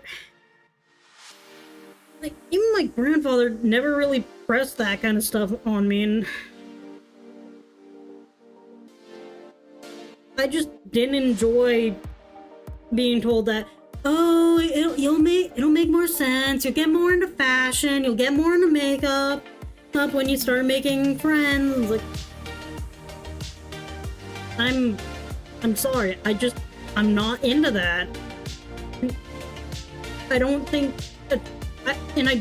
becoming friends with women will magically make me more interested in makeup. It's like, the last time I did anything remotely heavily requiring makeup was literally for a concert, and even then I go on stage barefaced most of the time. Like, at this point, the only reason I'd even consider putting on makeup at this point is if I knew I was going to do a solo and I didn't want to look like a complete pancake on stage. Because more often than not, I literally go about my day-to-day life barefaced and no one bats an eye. It just felt frustrating because I was trying to explain to her, like, no, my issue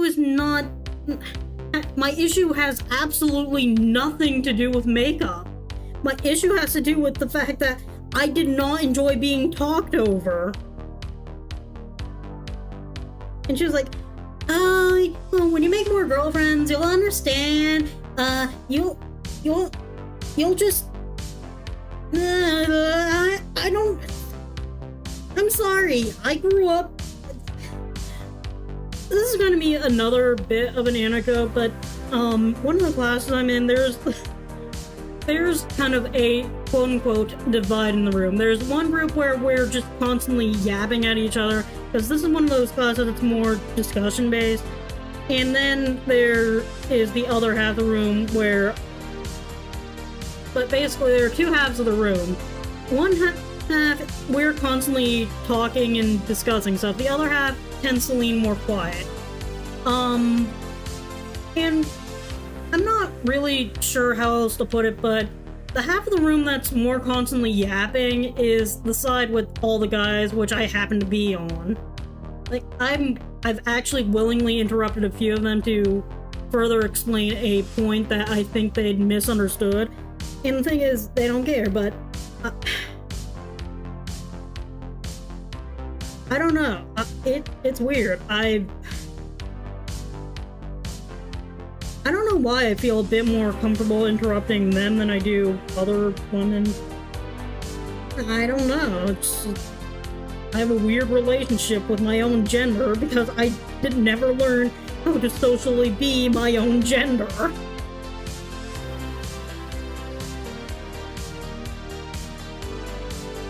Because I thought I don't know what else to say. I never socially learned to be my own gender. I just went off and goofed off with 3 guys. We spent most of our times goofing around with lightsabers and bringing Nerf guns to lightsaber fights, or at least I did that. I got the high ground. It just never really occurred to me how much I have no idea how to be a woman until recently.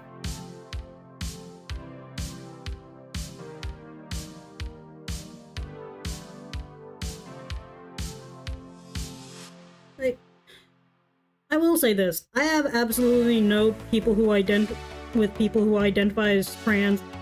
I thought about it and it's like, no, I still feel like female is accurate for me. It's just socially, I tend to lean more into having the interests of guys. I don't know how else to put it.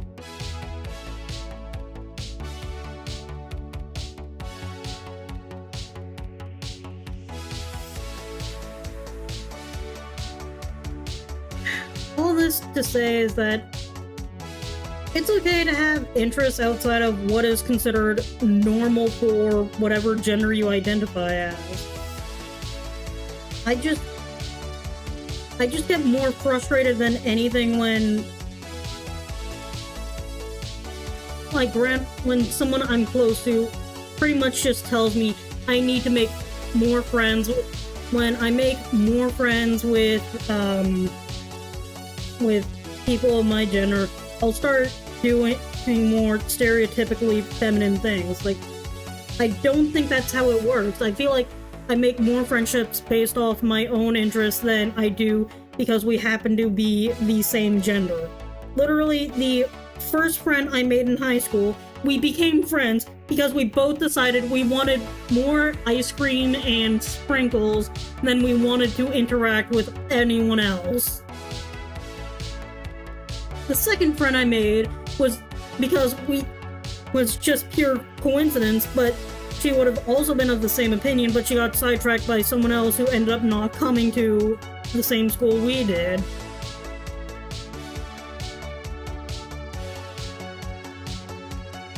And the one thing in common with both of those friends is that, while they were probably more feminine than I was, they never really cared to force.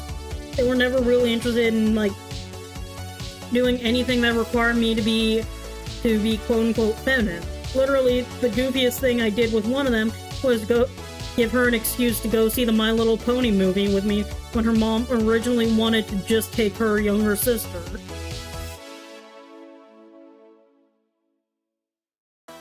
And the thing is, or at least the second thing I want to add to that is, if you can't embrace the cringier parts of your interest, then I guess it's not really an interest. It's something that you just want to pretend to be. I don't know how else to put it. But basically, if you can't embrace your own cringe, then you've kind of just lost the entire point of enjoying anything.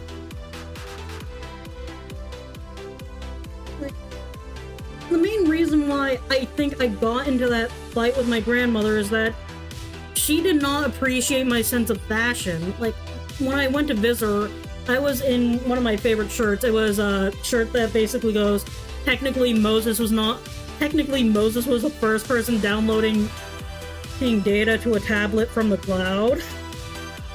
For those who don't know, Moses was the guy who received the 10 Commandments, which were engraved on stone tablets, and the cloud in this case was God. But, I mean, it was the funniest shirt in the world. It was my favorite shirt. And for her to say that I need to get more cute outfits, it just felt like an insult. Like, let me appreciate my sense of humor. I don't care if the pun is terrible. I think it's funny either way. sometimes for me the fun is in everyone's reaction to it, and sometimes it's getting people to actually laugh along with it when they realize that they got played by one of the oldest tricks in the book. Yes, I have pulled a got 'em on a few people, and then a what's up dog on others. But that's the thing. It is my kind of humor.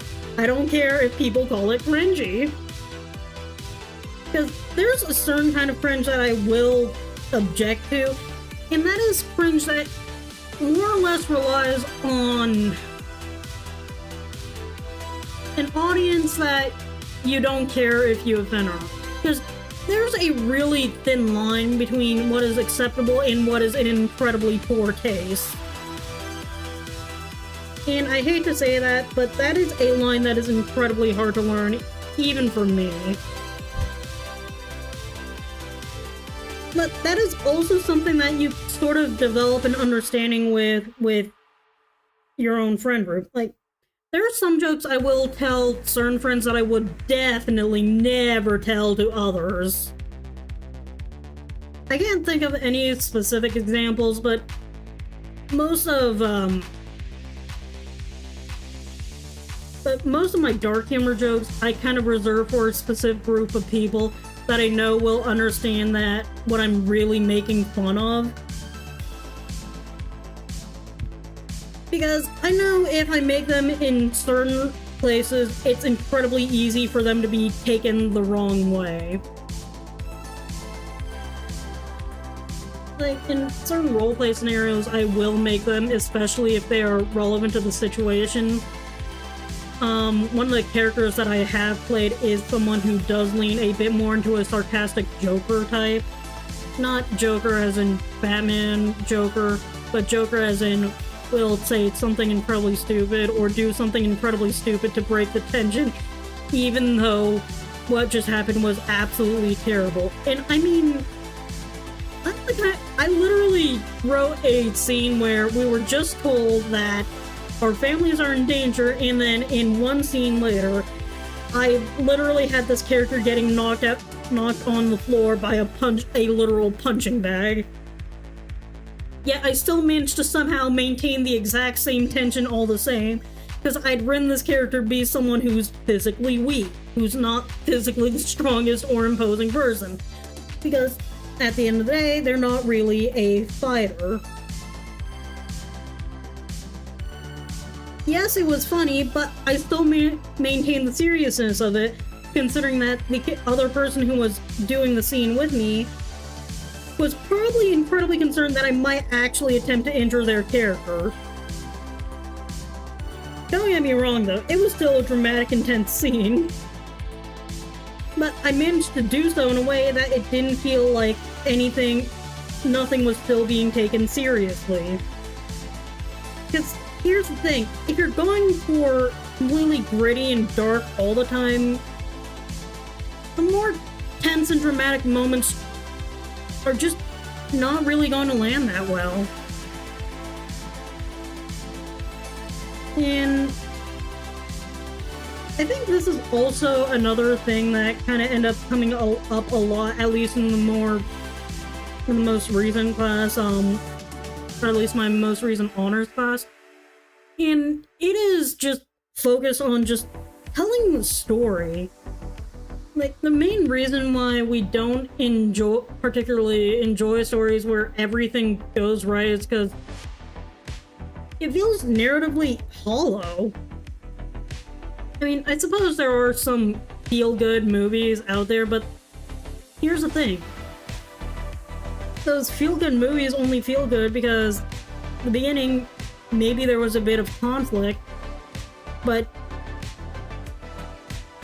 that conflict is almost immediately resolved and things just progressively get better, largely because the character had clear stakes and motivation in making sure everything got better.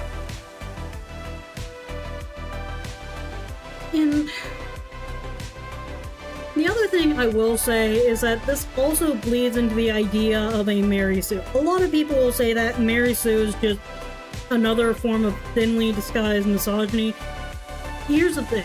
You have a Mary Sue or a Gary Sue, if the story basically bends over backwards to just to basically hand the protagonist everything they need and want on a silver platter.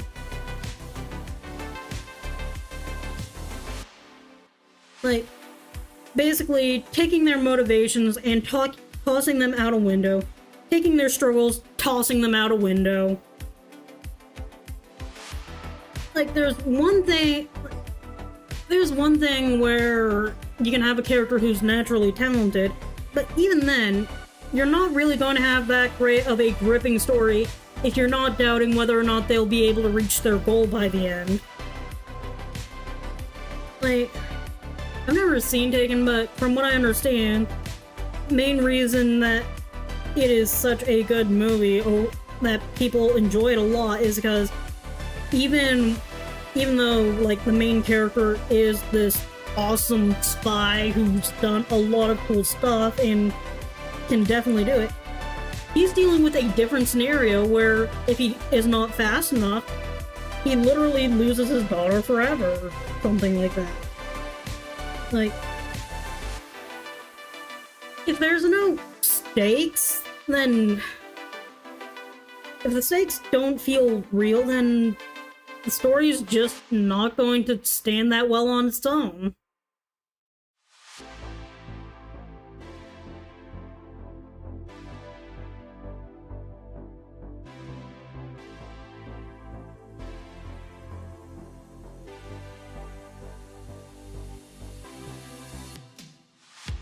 I mean, I don't know how else to say it, but if you can't identify what is at stake, and or at least if the stakes feel like incredibly underwhelming in comparison to if the stakes feel a lot higher compared to the struggle, then I don't know. It's like, yes, in most movies we know that at the end of the day the good guy will typically win, but if the journey on how they get to that victory doesn't seem believable, then it kind of just falls flat, and it's kind of just one of those stories where you watch it once and then you kind of never pick it up again. I will happily rewatch the original Star Wars trilogy, but I just cannot watch Star Wars: The Force Awakens because it just feels terrible. Like, Luke literally had to go through an entire training arc that he didn't even finish, and ultimately he only won because he was one of the few people who believed that there was still good in Vader. Everyone else had pretty much just given up on Vader. Because at the end of the day, Vader is the one who defeated the bad guy, not Luke. Sorry. At the end of the day, Vader is the one who defeated the Emperor. Luke was just the catalyst for Vader defeating the Emperor.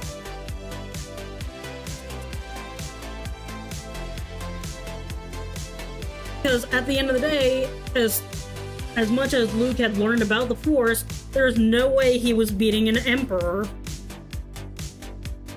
Now, Palpatine is his own hot mess of a character that deserves to burn in heck for everything he did. Oh. And again, I guess political intrigue is also just not everyone's cup of tea. But I think the reason why... coffee. I'm doing alright, how are you doing?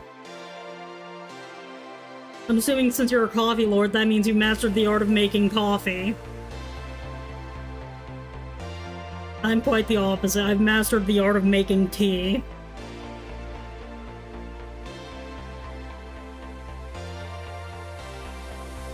I am doing alright. I'm just going on a rant on what I think makes a character Mary Sue. But that was largely because I was just... my legs aren't noodles, but my feet are cold.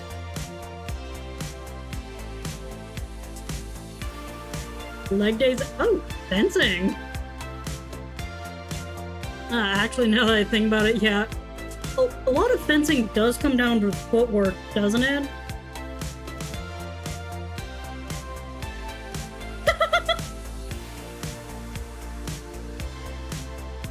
No, it doesn't sound like the brightest of ideas. Also, I hate to say it, I'm almost done here because I'm planning to go see a friend perform later tonight, and I want to kind of go get something to eat before I go do that. Oh yeah, but hey, glad you're alive. Hopefully your legs feel less like jelly in the morning.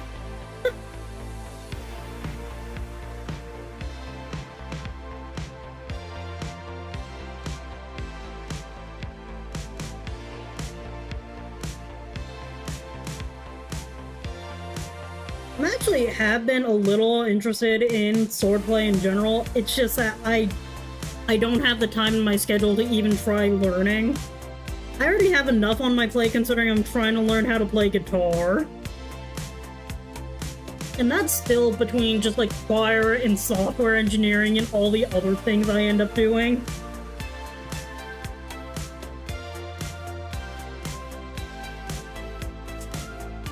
Dang it, I think a lot... yeah, they are probably going to be dead tomorrow. My voice already feels dead and I still have to sing tomorrow.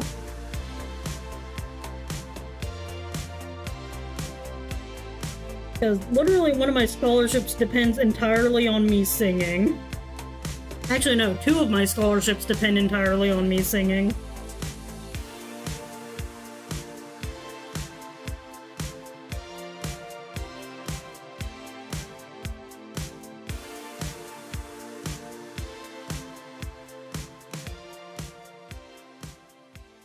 Oh no, you feel free to talk about your beloved coffee.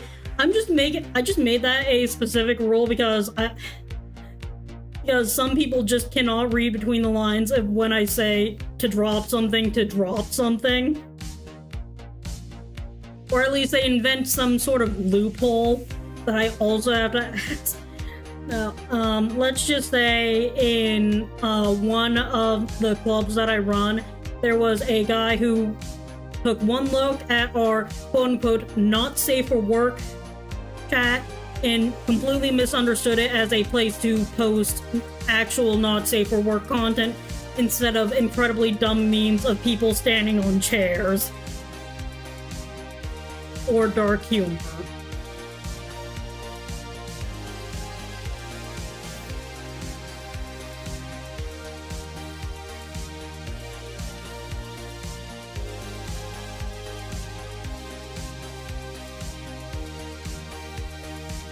What is the 1927 record for caffeine consumption?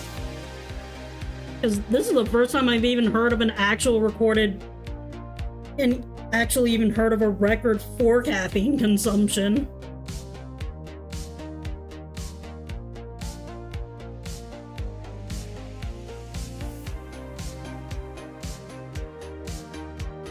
$157 cups in 6 hours? Like, you mean 157 cups of coffee?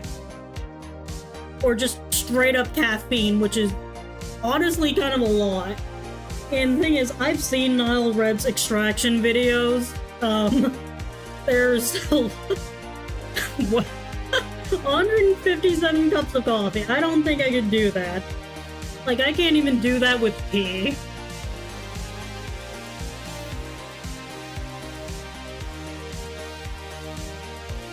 9,000... That's, what, 9 grams of coffee, of caffeine, which is... I know it doesn't sound like a lot, but, I'm pretty sure that is enough to keep someone awake for quite a while.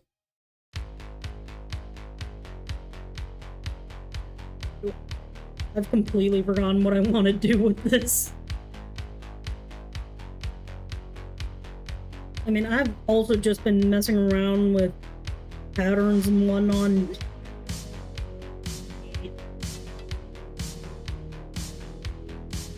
1,500... 150... I'm sorry, I'm trying to do the mental math. My brain cell does not want to math right now. I think I used most of them trying to keep up with singing a bunch of stuff.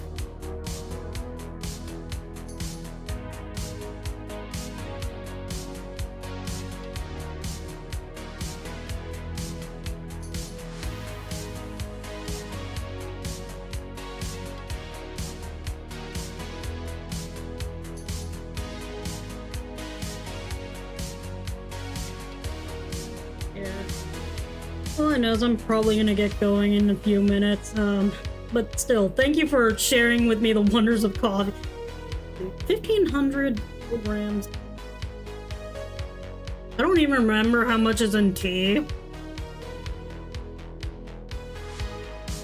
Yeah, it doesn't sound like a lot, but wait, how many cups were you at when you got there? Like, what exactly has you drinking? What exactly were you doing that required you to drink so much coffee, or were you literally just going for a record for the sake of going for a record?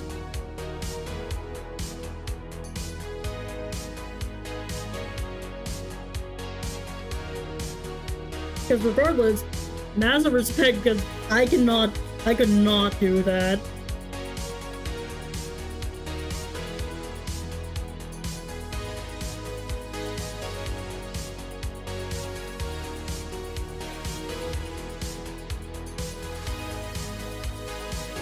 Well, I theoretically could, I just don't really want to.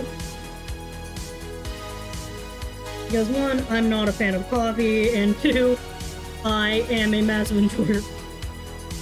Got new. You were using memes? Ooh. Spanish espresso. From what I understand, I don't think most espressos were meant to be drank out of... Most espressos aren't apparently meant to be drank by the mug.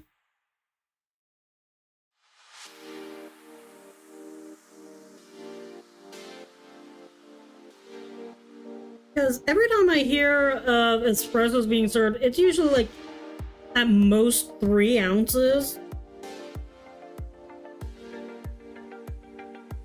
Then again, I also have friends who regularly joke about drinking horse tranquilizer instead of coffee, because coffee will literally take energy away from them. And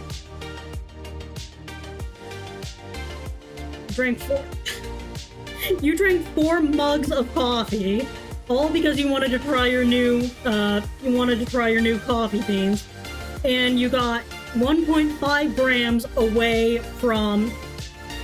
You got 1.5 grams away from a world record just because you wanted to try your new beans. You know what? That's dedication. That is dedication to coffee I will never match. Actually, no. I won't even match on my dedication to tea.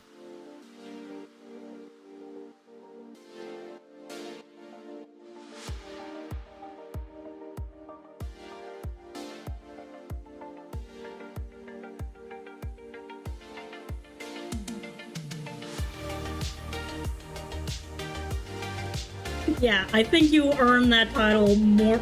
I think you've earned that title. I'm not going to fight you over it. In fact, I probably might end up having to tell some people that they have to surrender their own Coffee Lord title. Then again, I don't really... Then again, if any of my teachers drink more coffee than that, it's probably because they spend so much time grading or work. To the point they might as well switch to Red Bull.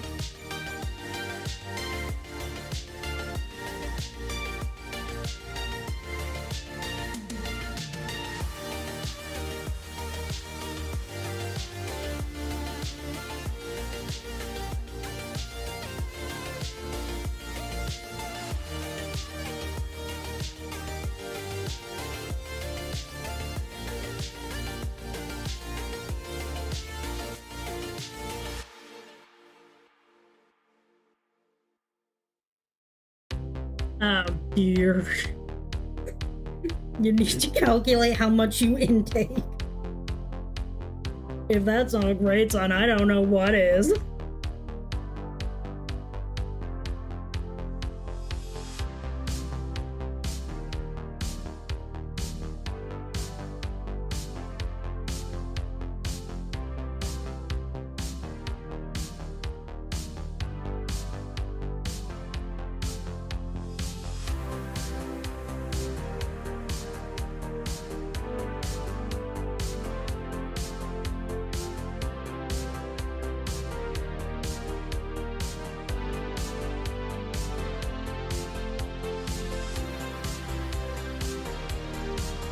That's just the average.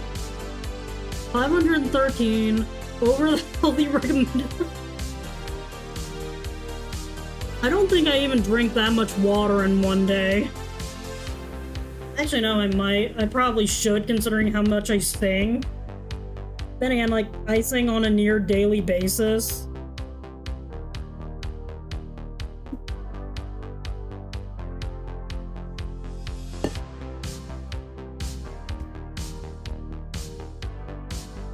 But yeah, that is a dedication What exactly are you doing that has you drinking 9 mugs of coffee a day?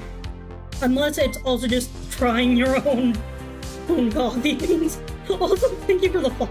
But yes, I do sing. I've been in choir since kindergarten. Even if it was technically a required class, I've just continued singing throughout, singing from kindergarten to college.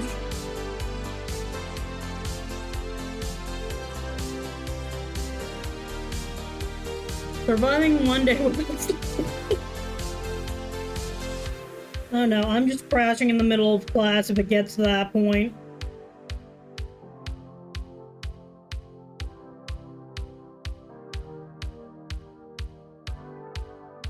It's either that or I actually have to use one of, like, few skip days. What I will say is that I think there's only been, like, a few days this year where I've actually gone to bed before 10 o'clock, which is when I officially have written down as my bedtime. But more often than not, I'm up till at least midnight.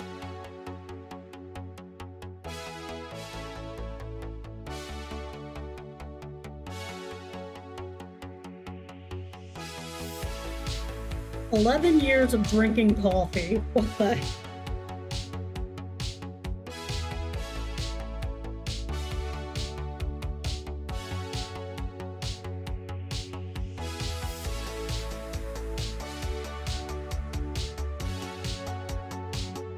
Anyways, I'm probably gonna get going in like 3 minutes. I need food. And I probably also should have rested.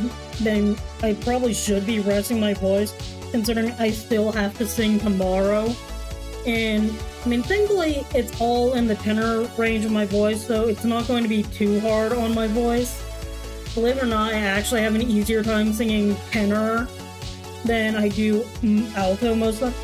I think the only reason why my choir director let me switch to tenor for these pieces is because it's technically the higher range of tenor, which our only tenor is kind of struggling to hit half the time. The other half is that the alto range has a tendency to dip more into the soprano region, which I can only hit on a good day. But yeah, I think caffeine addiction is starting younger and younger now, especially with soda. Like, I'm pretty sure had I not started cutting back more and more on Dr. Pepper, I would have continued being addicted to caffeine.